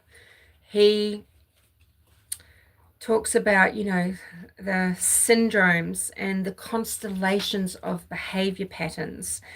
There's no indication, he found him criminally responsible. He couldn't find an indication of causation. Like Martin wasn't found insane, and he was found fit to sit trial, and he was found not to have a mental illness, but it was accepted that, well, because of how he is, incarceration, it's probably likely that eventually he will have mental illness. So the constellation of behavioral patterns, what is clear is abnormalities evident from earliest days, rather than, I'm just reading sort of cliff notes, right? So I've got,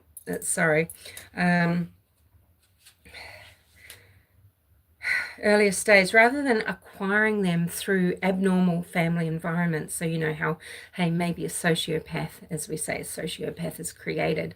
It's like Martin really was just born the way he was. I wondered, what sort of birth he had. Was he deprived of oxygen or something, right? But no, he had a really quick birth, 2-hour labor. Really easy birth for Carleen, apparently. Then, so as an adult, he can be regarded as manifesting a personality disorder, which is an enduring pattern of inner experience and behavior that deviates markedly from the expectation of the individual's culture. This pattern manifested in cognition, effectivity, interpersonal functions, impulse control, problems with those things. The enduring patterns of, being inflexible, and these things are pervasive across a broad range of personal and social situations. And this was just Martin throughout his life. It didn't matter what situation he was in, lacking empathy, remorse, and guilt, disinhibited, inappropriate, lacking common sense, thinking about the way he saw that his family was damaged and everything, he lost all his restraint. He lost the restraints of, this is me just saying these things, of his father and of Helen Harvey, you know.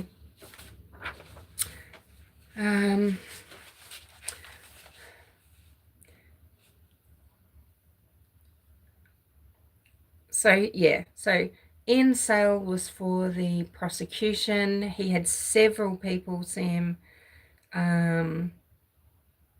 for the defense, which was William Lucas, Dr. William Lucas, Mr. N. Joblin, Professor Paul Mullen.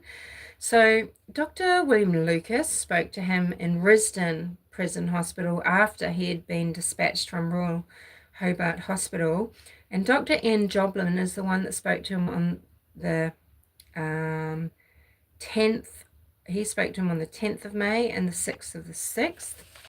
And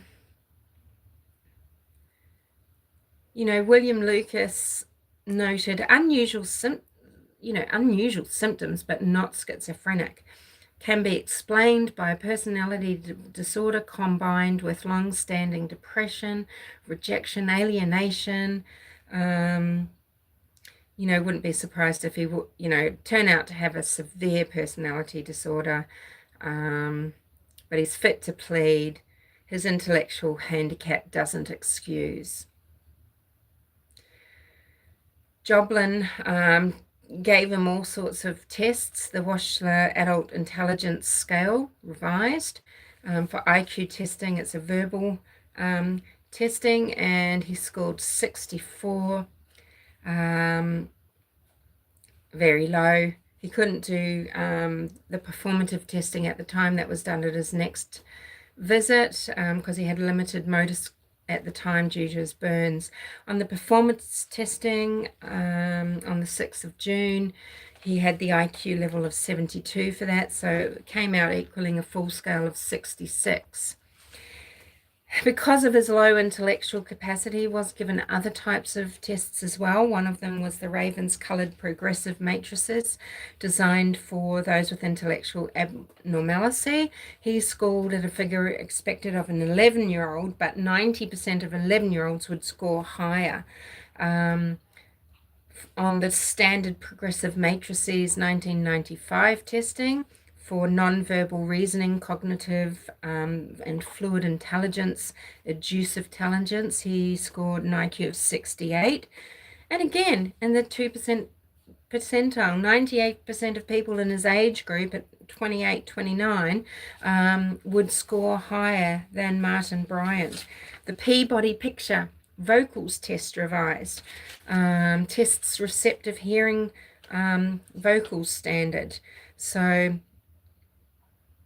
it's more of like, you know, an acquisition test and not of general intelligence.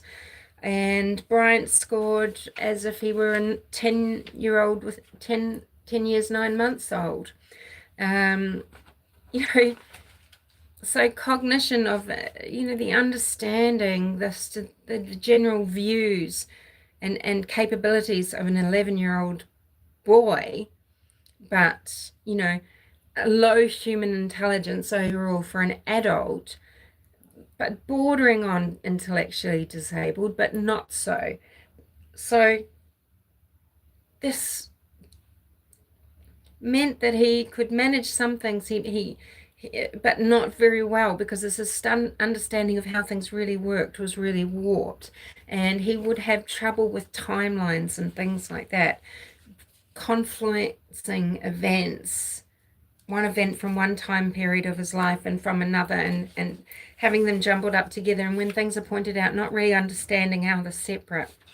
His brain just didn't work at a high level of function for a regular adult human. But he wasn't mentally disabled. He wasn't considered intellectually handicapped. I don't know what the right word. Hey Rick, sorry, this is just really rough going. So why did this guy not have a guardian? Well, his mother to him was a nobody. She was a person that cooked, washed his clothes. He always rejected his mother. There's probably some sort of attachment disorder situation going on there. His mother wasn't equipped for him. He wasn't into her, you know. They just never, he couldn't bear her touch. He would run away from her. She didn't know what to do. And, you know, I think, look, overall, she deserves our utmost empathy. But at the same time, I do have my queries about her and how, you know, the support was really coming from the father, who ended up exhausted and suicidal and did take his own life. And his mother did arrange for his money to go into perpetual trust. So he had a guardian as far as money. So she did try to protect him in that regard, but there was nothing really that she was doing in his life that was being that buffer zone that Helen Harvey was and that Morris Bryant was. And when Helen died, that's when Morris's descent into complete and utter despair was complete. He just couldn't go on.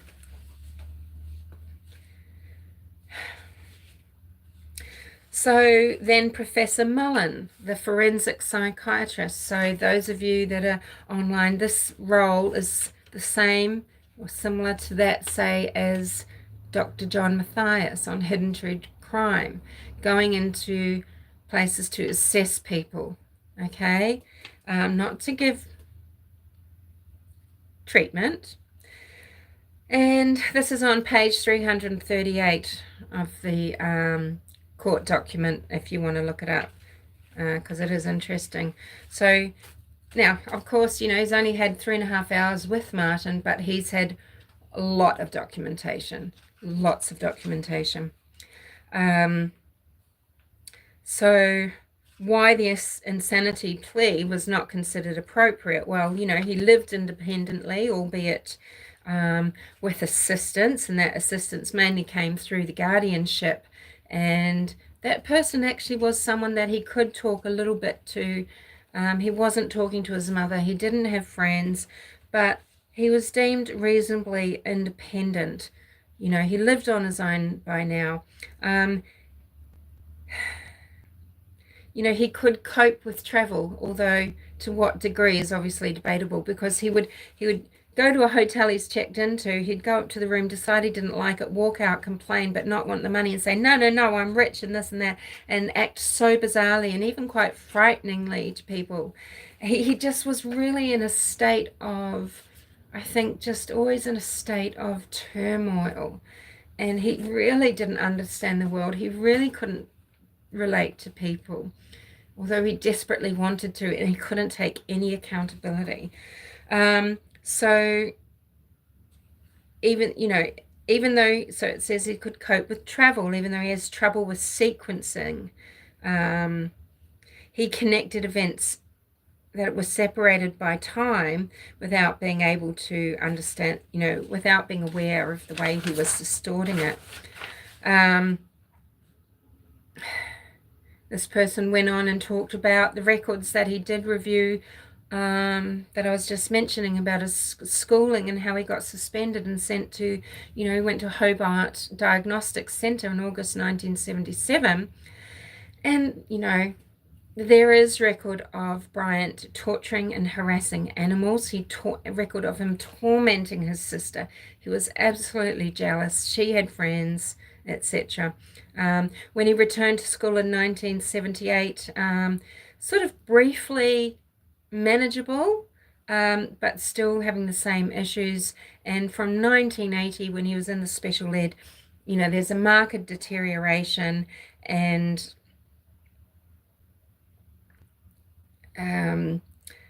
it is again noted that at this time he was tormenting animals. So, you know, there is that history there as well, all right? I know that there's, you know, accounts of, but he loved animals. He and Helen had lots of animals and they wanted to, they neglected animals. Those animals suffered. They weren't treated. They were, you know, Helen's own mother had a hip that was broken for 2 years with no medical intervention. She had ulcers and sores all over her body, as did Helen. And those animals were so in such a diabolical state that they were taken away by the RSPCA, and they were prevented legally from owning animals. They weren't allowed any more at that site. He goes on to talk about in 1984, Dr. Cunningham Dax, who was part of the assessments that were being made. Martin's had lots of assessments and psychological things over the course of the years, and for the sake of disability, up until he made money from Helen, got an inheritance and was on disability, he was having to be assessed for that. And, he was saying, well, his IQ, he's on the borderline of handicapped, but he didn't really think he is. He thinks his troubles are more a personality disorder. And in 1991, what's happened is Carleen herself is the one she's completely understood comments about, Martin being queried about, is he schizophrenic? Would he fulfill this? And so Carleen would tell people he was diagnosed schizophrenic, and that he was paranoid schizophrenic. But it was just something that they had to muse. It was in the notes, but, he didn't reach the standards, and he didn't reach the standards for a lot of reasons. It would be that he wasn't actually deteriorating. Things actually were all the same for him all the time, sort of thing. There are lots of markers, right? So he didn't have that, and it was based on a misunderstanding. In 93, Bryant had went to his doctor, Mather, just a GP, and, was talking about how he had anxiety, and, he was really struggling, and he was put on tranquilizers, and, over the time period that he's been, treated by his doctor and everything, he's swearing that he's not misusing them, that he's just taking them maybe 3 or 4 times a day. He's drinking alcohol at this time, but apparently not as badly as the last year and then the last 6 months. Notes have it that when he's asked about, hey, so what's your father like? What's your relationship with your father? He's a nice, quiet, friendly man. And, his father had felt well let down, this whole, as if it was some terrible thing that had been done to Martin's father, done to the family. Maurice actually had been talking like that to Martin, very misguidedly, expressing how sad he was about not being able to buy this land and to buy the seascape. It was sold to people that, were a bit more quick, and Martin really held this grudge. And this was part of what they're saying about his personality disordered type, is that it was really shocking to them how he could hold grudges and the strength of these grudges and resentments. And conversely, he described his mother as someone who just washed his clothes and cooked for him. There's no relationship there to speak of, and it's really, really, really bizarre that he's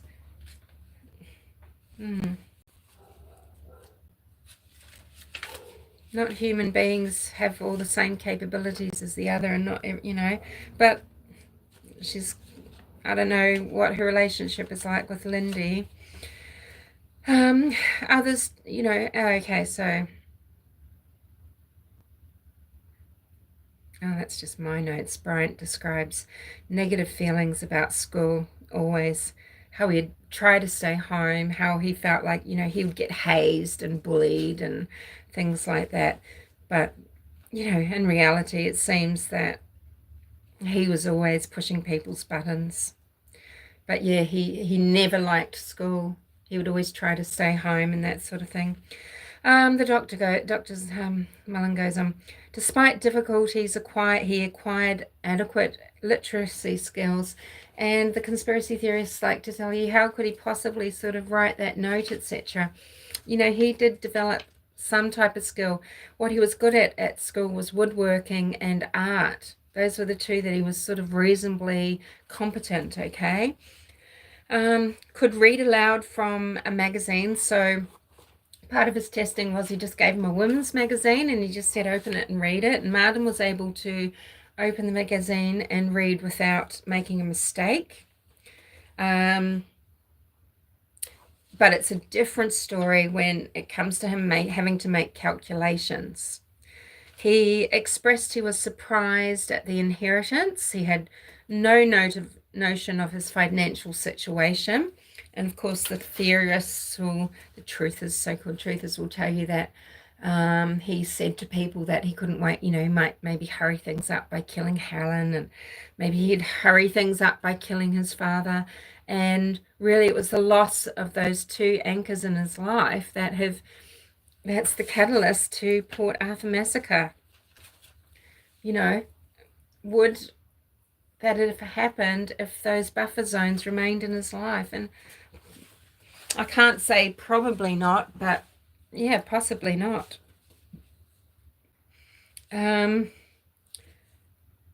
He's distressed and enraged when he'd get distressed and enraged when people would move away from him, people at school, in his neighborhood, in the cafes overseas. On planes, they couldn't. He mentioned, the visit to the sex shop as being his highlight for all of those trips. He really loved Melbourne because he could just travel on the trams, and I'm with him on that one, and I can imagine just going up and down on the trams, and he'd love going to the zoo. Before he had his inheritance, he was in the habit of using an escort service for sex about once a month.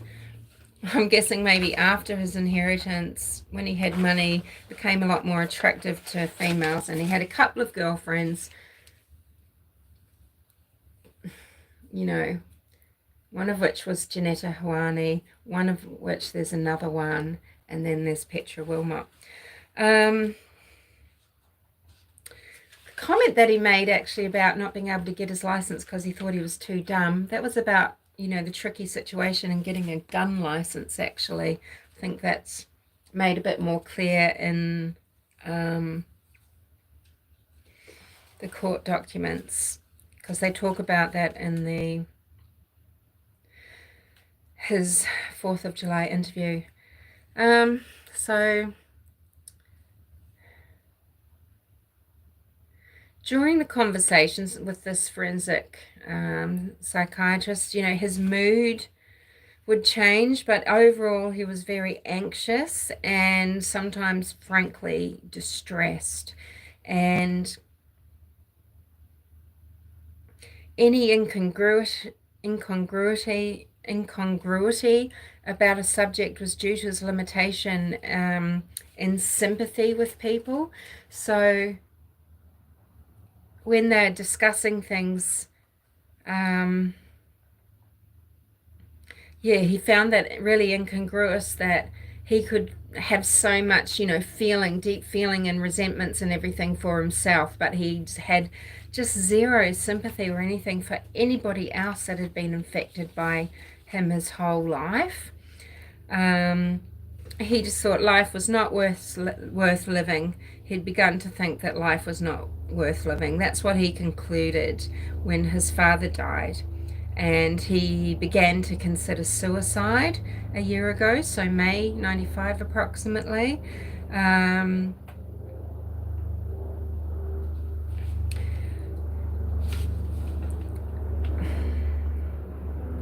He says, since I lost Miss Harvey, and he lost Miss Harvey and his father within the course of a year, and then a year later, he's committing this atrocity. So he's just going downhill, and he's really already made, the psychiatrist notes how it's just really stunning how deeply he was ruminating on his isolation, on his perception of people's malevolence toward him. And so he started thinking, well, maybe I could strangle someone that, I'm pissed off with. And then he goes, no, a gun would be better. More power. The more power, the better. He's decided he'd had enough. And he was unsure when the plan for Port Arthur actually came to him. And again, he's very vague with sequential things. And he says, oh, a few weeks, but it could be 4, it could be as long as 12. I think it is as long as 12 because we've got proof of when he was buying all the ammunition. Why did you choose Port Arthur? Well, because a lot of violence has happened there. Surely it's the most violent place in Australia because, at the time in Tasmania, it's not part of proud Australian history with massacres going both ways. Let's just leave it at that. And then the convicts, it was a violent place. He said it just felt like the right place. So he's talking to his psychiatrist. He's in the hospital. He's telling the psychiatrist when he'd become suicidal and when he'd decided that actually, he'd like to use his pain and hurt others, and how it developed from wanting to hurt them physically. And it's interesting that he's still stabbed and he's still bludgeoned. But then he decided, the power of a gun. It's horrible.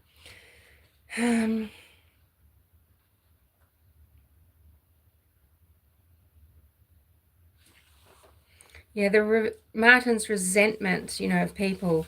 He thought the Martins that own the seascape, asked about them. They are very, very mean people. They are the worst people in my life, he said. And he said, that the property, more so than the seascape, was the property next door. Well, the reason why he didn't call in on the Martin's property next door in Lookout Lane, well, because he knew the Bryants weren't there. They were dead at Seascape. Martin Bryant killed them. So when he goes up there, he stops at the neighbours.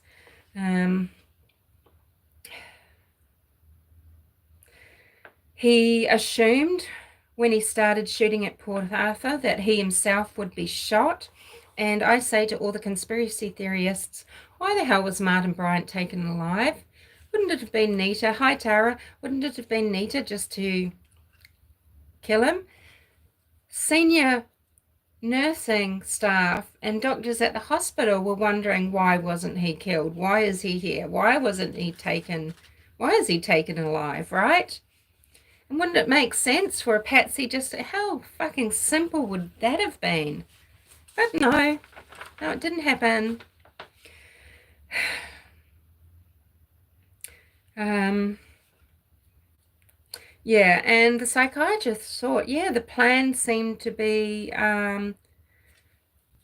its beginnings seemed to be from the time of his breakup with Janetta Hawani. And I could, just more power, so powerful, he said. These guns, these magazines, I could go bang, bang, bang. Ugh. So, Janetta Hawani, so that is the 16-year-old he dated for 8 months. Part of the money that he was able to get together, he had $23,000 at his disposal.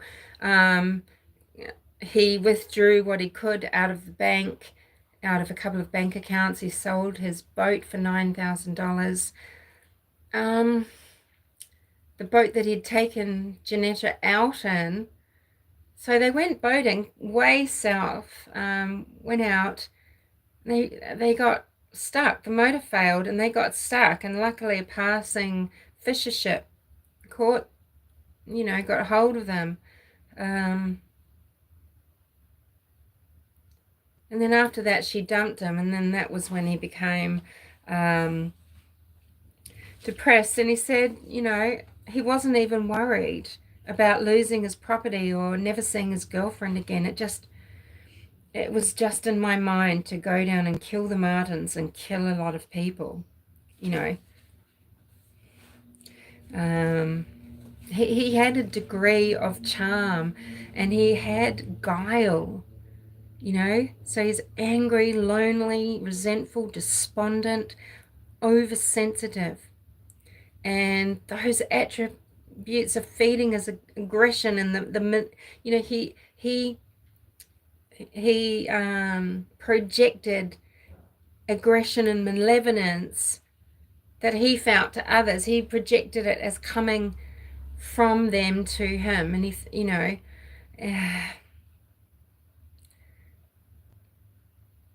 so it's a product of his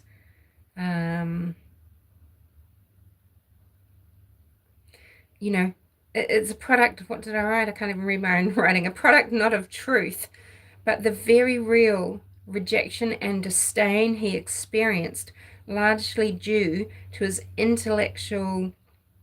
lack of intellectual capacity and his personality disordered state of being. Janetta said, well, she told him, that's why I'm breaking up with you. You're just not smart enough, Martin.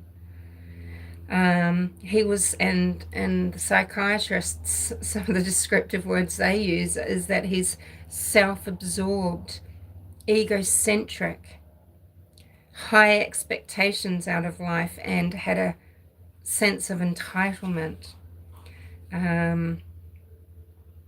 So troubling characteristics were that capacity to retain grudges and keep alive resentments. The family myth of the blighted hopes. That's how the psychiatrist put it.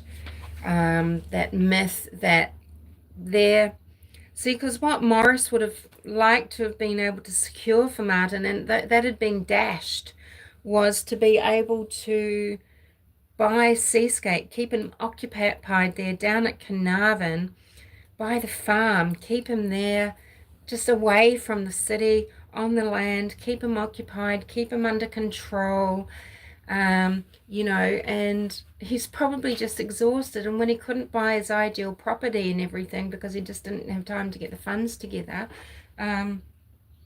he just, you can imagine how that affected the family unit, and this doctor is saying that became the family myth of blighted hopes. And Port Arthur is a site where, Martin had been humiliated by staff. They were the ones that were making, as I said, those silly Martin comments. He'd been banned, and because of his rigidity, it's just set in his mind. It doesn't matter that maybe things could get better because he's met Petra. For all intents and purposes, she was a decent person in his life. From what we know, a lovely, soft-spoken woman, sure, a lot younger, and who knows how it would have gone for them. But again, they were spending a lot of time just going out. It would be awkward sometimes, I think. But it wasn't enough of a ray of light. His isolation, his desperate loneliness, it was too much of his story. I don't think he could overcome it, and he didn't have the ability to overcome it. It was just too ingrained. It was just too much of his life experience. It had shaped him too much. It was too heavy. I guess what you experience over and over again, it's really wired in there. It's really, really, really hard to change. More of the conspiracies actually were that, well, why was the hospital so prepared? Why had they just had a conference for these trauma experts, and why were they all there? No, every year they do these training exercises. They've just been at Hobart Airport doing one, because they have to train for events. The year before, ironically, they're actually at Port Arthur site doing these training events because they had their hospital accreditation coming up in June. And no, they weren't just all there, but people made themselves, they had just done some training. They'd been going through some plans of what to do, just like Port Arthur probably should have been doing, and obviously weren't set up properly if they've got locked doors and things like that, right? But we don't want to victim blame. The hospital has to be prepared, and it's a regular thing. And how people were so available was people just, they took themselves there. Their emergency personnel, the doctors and nurses that would normally be not rostered on, they were coming from all over Tasmania and outside of Tasmania, and they came and made themselves available. And actually, in all the reports about this, because there's lots and lots of reviews and inquiries, you can look them up, the Royal Albert Hospital recognises that some of the things that they hadn't managed to take note of in all of the training that they were doing, that it was something that they'd overlooked. One of them was that, they hadn't thought of having a database, or how do they manage all the people that are there and available? How do they know who do they call so that they can relieve staff, because staff are working extra shifts and not leaving? How do they manage the changeovers? How do they manage all the people that are offering themselves? A funny thing that they said was, there is no way that this is just... At first they were thinking, because no one at Port Arthur, people didn't know, is this just some sort of recreation? And we didn't know what was happening in the news. The civilians didn't know. And at the hospital, when they start hearing about it and it start being told to expect casualties, they're like, is this just a drill? They thought, it's maybe a drill to go along with the event training that was going on. So that's why they thought maybe it was going to be a drill. And then they go, actually, no way. They would never plan this for a Sunday when they have to pay double time. And lots of people were just volunteering. And then they would have to volunteer, and they were, one doctor wandering around just, there's lots of conspiracy theories that come out of it. People were just trying to make themselves available based on what their skill set was. So they would just go and find people that needed their help matching their skill set. And they just made it that the only people that, okay, I will put my hand up and volunteer to be the one that would help Martin Bryant. This was on the 29th. But they did an amazing job, and they didn't do an amazing job because it was a psyop and they were already there and knowing what was going to happen. No, this is just how human beings act and respond. Decent human beings, they go and offer themselves, their services, just like they were at Port Arthur, stepping up. The workers stepping up to help, going into the cafe amongst the dead to try to help the living,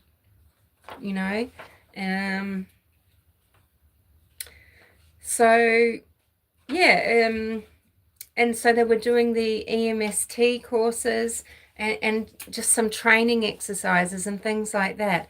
But this WASP fellow, Paul Moda, that, conspiracy theories, they chuck stuff. It's nearly like Martin Bryant himself. They just chuck stuff all together and they put out that narrative, and it's just got enough, little kernels of truth that you might think are real, but it's actually just not the truth. It is not the truth.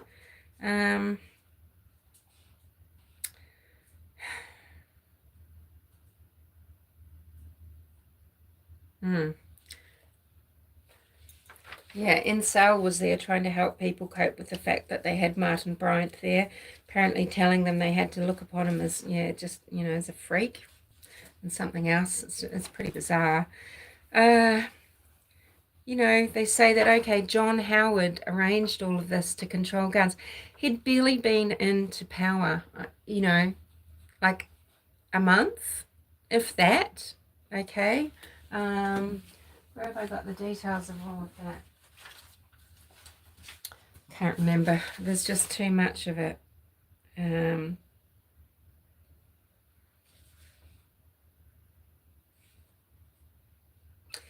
But they'll say, okay, this was all to disarm or doctors at the hospital who saw the trauma that these types of weapons produce had part of submitting something. Oh, I've got lots of information. I'm just losing my mind here. I don't know.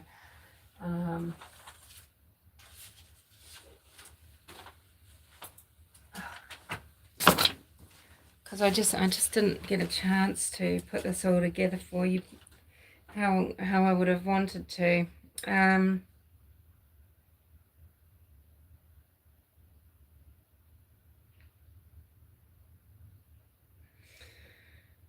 Yeah, you know, part of what they say, you know, yeah, he couldn't, that there must have been shooters. One of them they say was this guy called Dyson, that there was an SAS dressed person seen there. God, they even managed at some point, I can't remember what it was about, to somehow slip it into race crimes. They frame things really bizarrely. Sorry to keep saying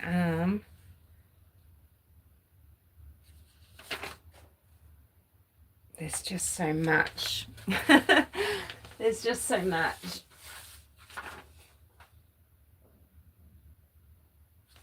But no, you know, with regards to the guns, well, it was really because we know handguns and we know automatics and semi-automatics, it's just about the damage, you know. Soon after this, you know, people were traumatized again because a family annihilator killed his children and then shot himself. And the damage that can be done from guns, it hasn't stopped family annihilators, it hasn't stopped there being shootings, but it does reduce the numbers at least, right? And handguns, reducing those and the access to those can reduce suicide by gun, for example. Okay, sure, people might commit it other ways, but you know, you've got a chance of saving someone who might be trying to gas themselves or take some pills or cut their wrists. If a gun is accessible and they just take it and shoot it, well, that's it, isn't it? You know. So, oh, thank you, Tara, because I know this is so poorly presented, and there's so much more that I do know, but it's hard to put it all together and get it all out. It's impossible to do it, but I mean, I'm not an expert at all. I don't really know much compared to what there is. So I might know 1%, 2%, but the things that I've looked at, you know, I'm making sure I'm trying to look at things that matter and are meaningful, have meaning, to try and explain to people. There's so much about the conspiracy theories. So with our national firearms agreement, it's just trying to bring into line the states and territories to have, you know, pretty much the same things. And I've made a separate video about that.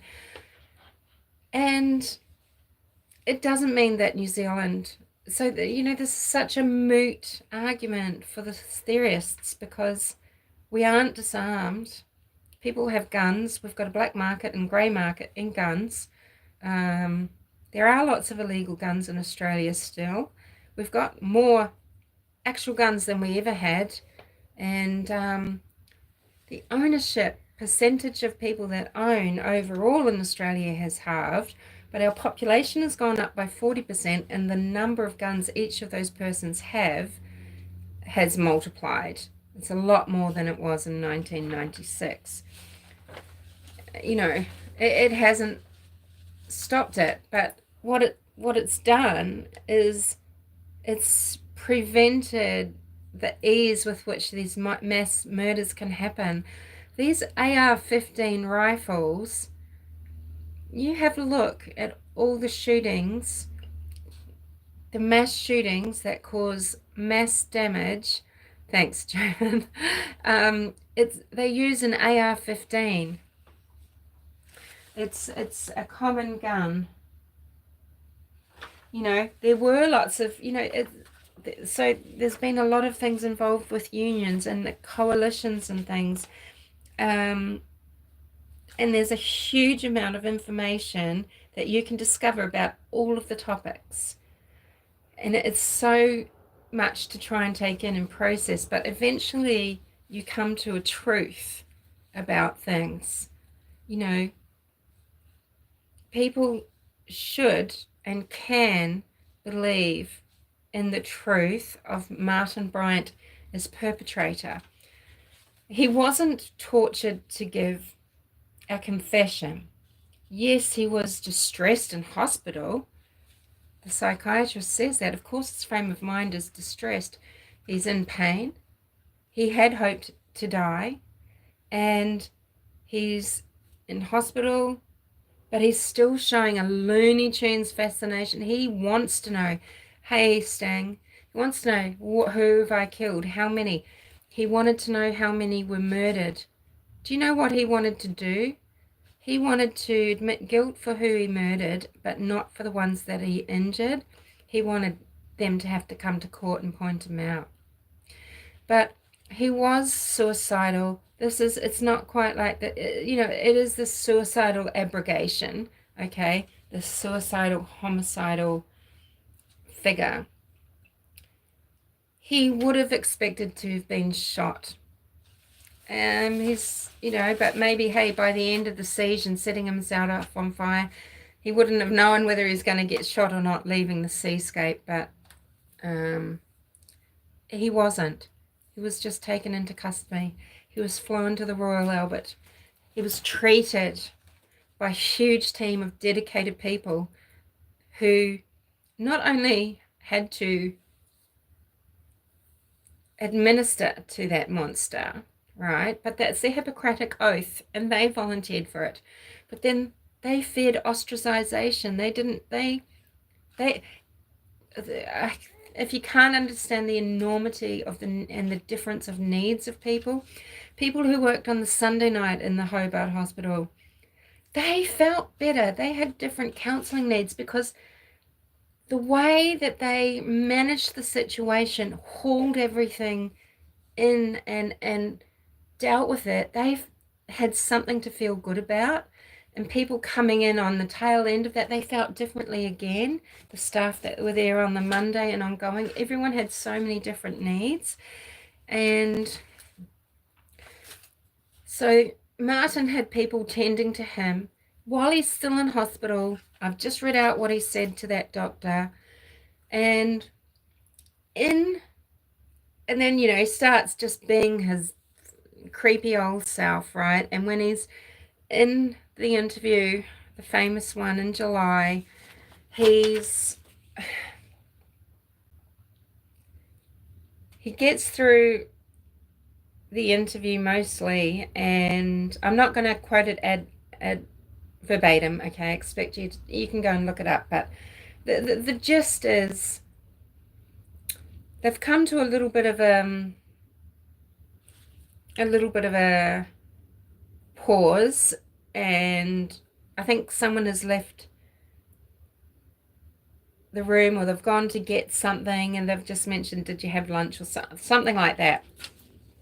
And he thinks because it's paused that the recording is paused, and his whole affect through the whole thing is just Looney Tunes. He's giggling and flighting and weird, and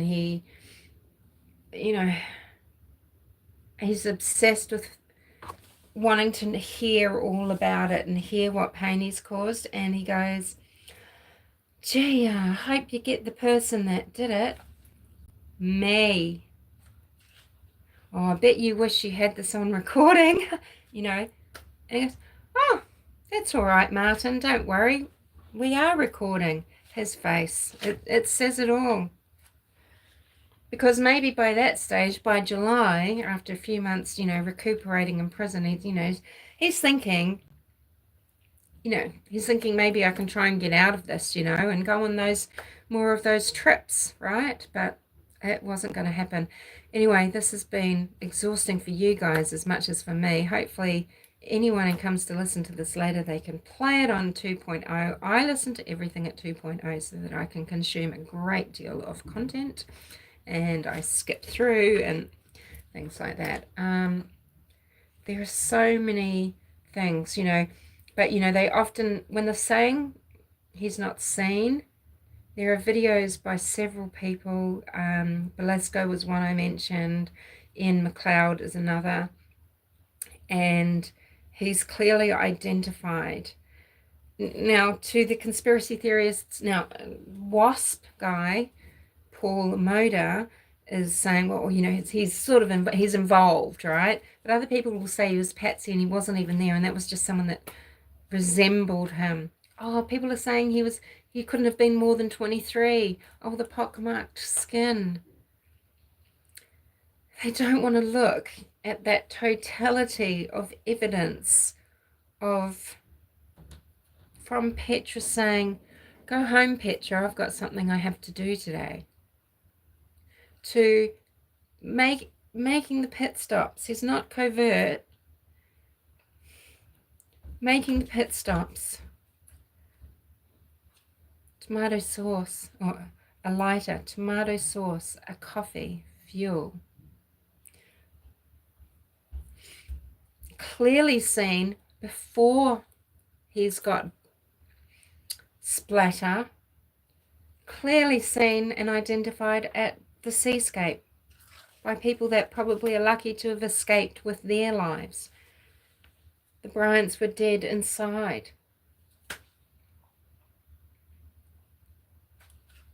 Seen, stopped and had discussion, a conversation with two girls on the road. Identified. Heading towards Port Arthur, telling them he's going to the Isle of the Dogs, getting to the Port Arthur where the ferry is. Oh, I wanted to go to the Isle of the Dogs.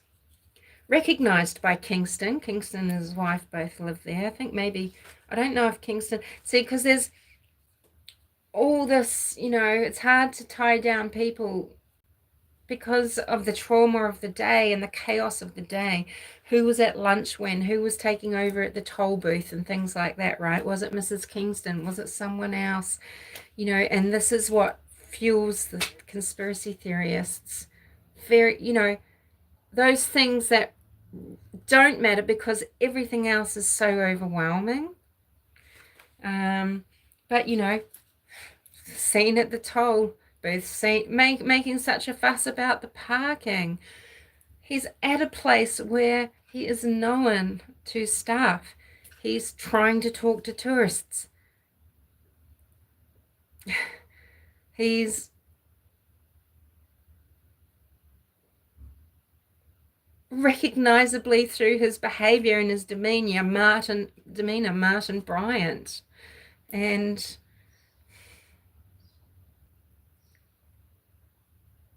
they complain about how the scene was processed. Tell me, when you've got the gun with all this evidence, what they know, the fact that they know they've got this gunman holed up at Seascape, the fact that then they know it's Martin Bryant. Tell me, what sort of evidence are they collecting at the Seascape? Are they going to be dusting for fingerprints? Let's see if we can get the fingerprints of the perpetrator, because gosh, we don't know who he is. There's just certain things that are done.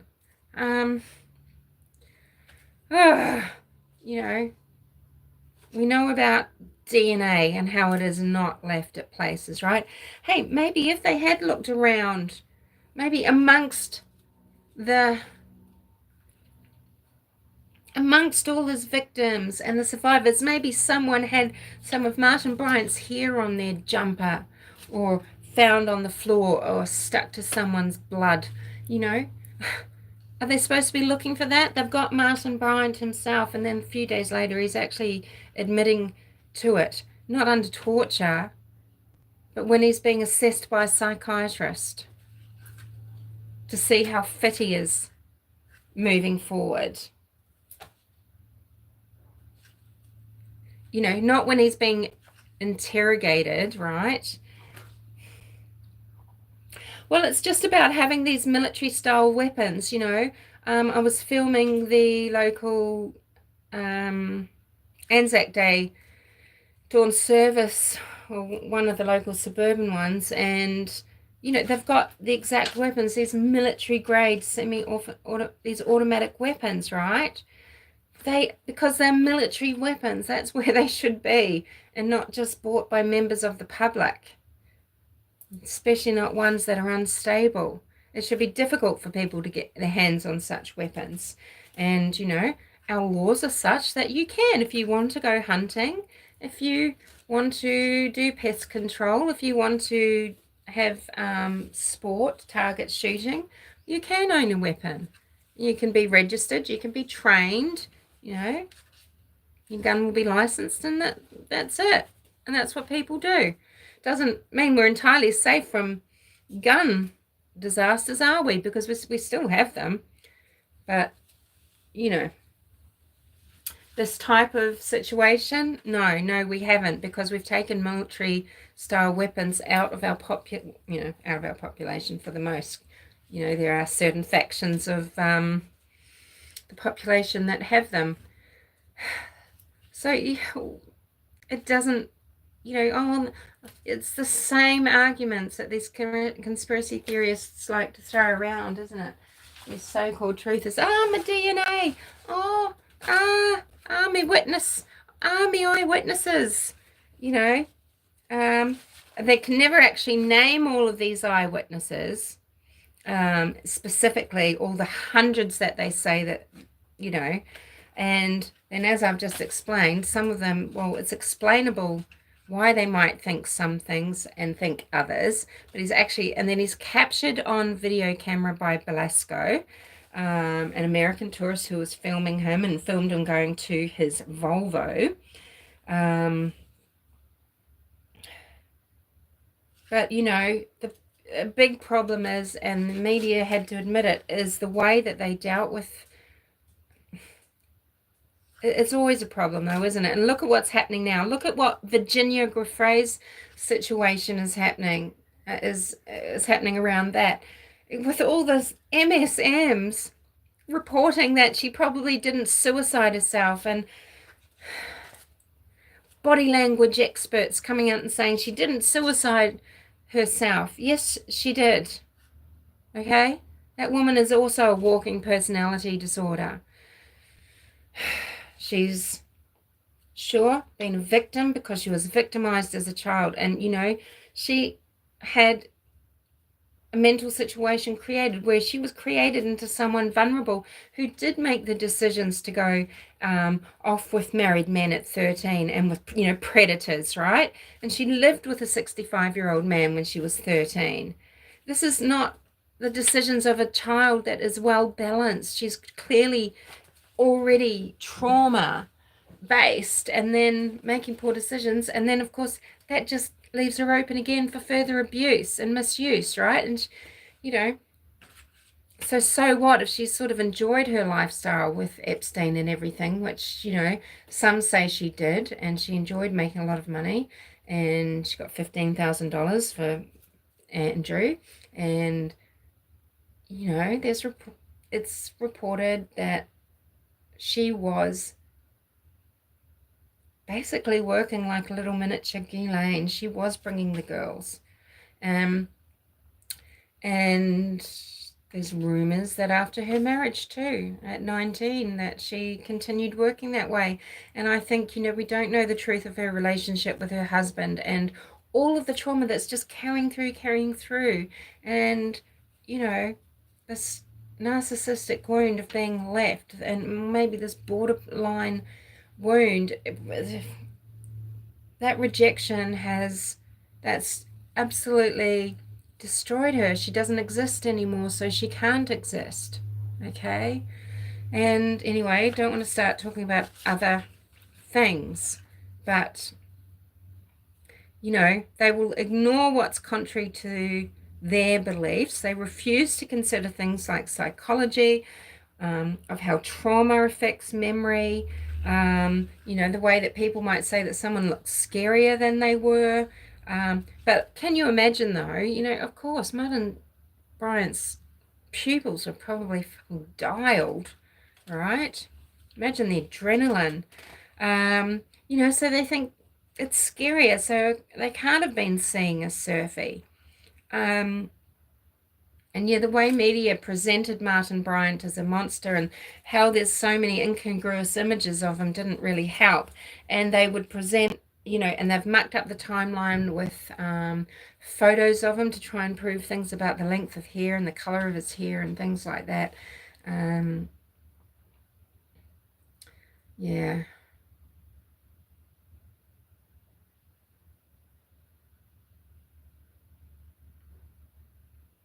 He's a pathetic figure, in all, you know, senses of that, you know.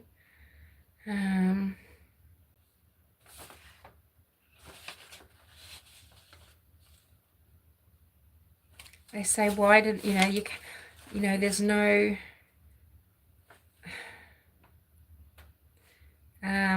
why didn't he have a trial, and you know, that it's unfair that he didn't get a trial and his own counsel was against him. They don't seem to understand how overwhelming the evidence was, for one, and that Martin, because he was deemed fit and not mentally ill, and because he confessed and because he pled guilty, they had the hearing and they have the sentencing, and that's just how it is. Do people not realize how few cases actually go to trial? Trials are rare. Most of the time, charges are brought, people plead, and they're convicted, sentenced, or whatever, you know. Or charges are brought and then they're dropped. You know, it's very, court cases are rare. Can you imagine if every case ended up at court? We couldn't cope. It's a small percentage, and people really, it's like they really are so cruel and ignorant that they want to perpetrate trauma and violence against people all over again by putting them through it, when evidence is overwhelming, when there isn't a question.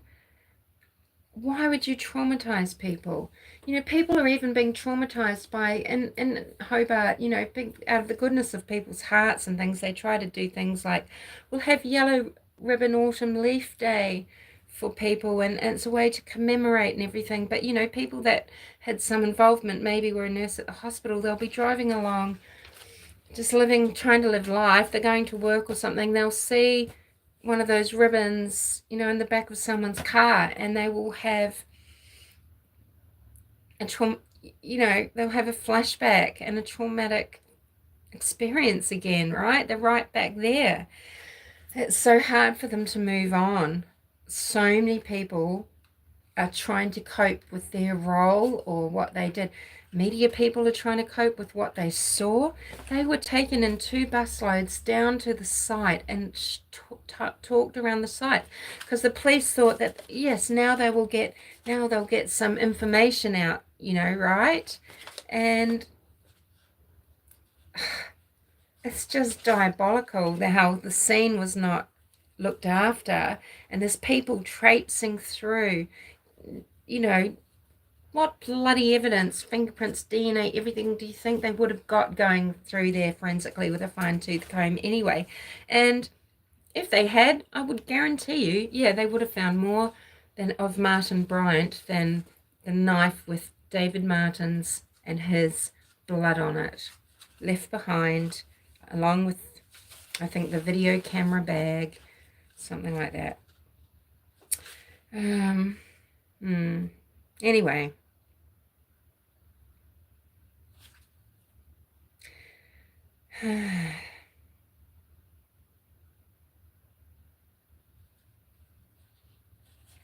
Any questions, anybody? this really, really, really depressing, overwhelmingly heavy thing.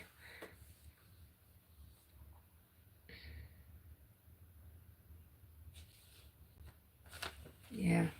You know, those points about homicidal, suicidal people. So these mainly, you know, I've talked about the demographic of these people. So let's just say mainly white men that are suicidal. And so it's abrogated to homicide first. And just because Martin Bryant is alive and didn't commit suicide doesn't mean he wasn't suicidal. He expected to be shot. But he's got all the pointers, okay? So these are early childhood trauma. Well, his entire childhood was trauma to him.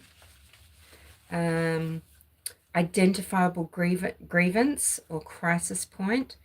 He had identifiable grievances to do with his father, the depression of his father and the subsequent suicide of his father.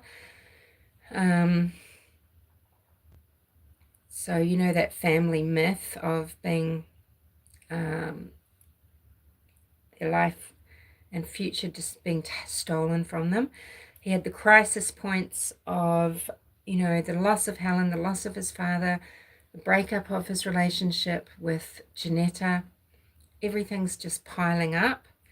The validation, I could put to you that the validation would be Dunblane happening on the 13th of March. Really maybe cementing what he was going to do, or even if he hadn't really, even if he wasn't decided on Port Arthur, but I think he would have been in the way that you could say Rick Allen probably had fantasized about Monon High Bridge. You know, so the validation of Dunblane, and then the means. Well, he did have the means. He had a lot of money to purchase weapons. He had the independence to choose to do what he wanted to do, and he had the car, and off he went and he did it. Yeah, he fits it. He fits it perfectly.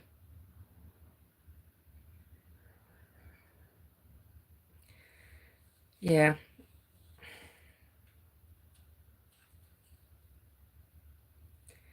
But, you know, thousands and thousands of people are struggling in the aftermath, because there's the political aftermath, there's that all of the trauma, there's all of the arguing, there's all of the conspiracies.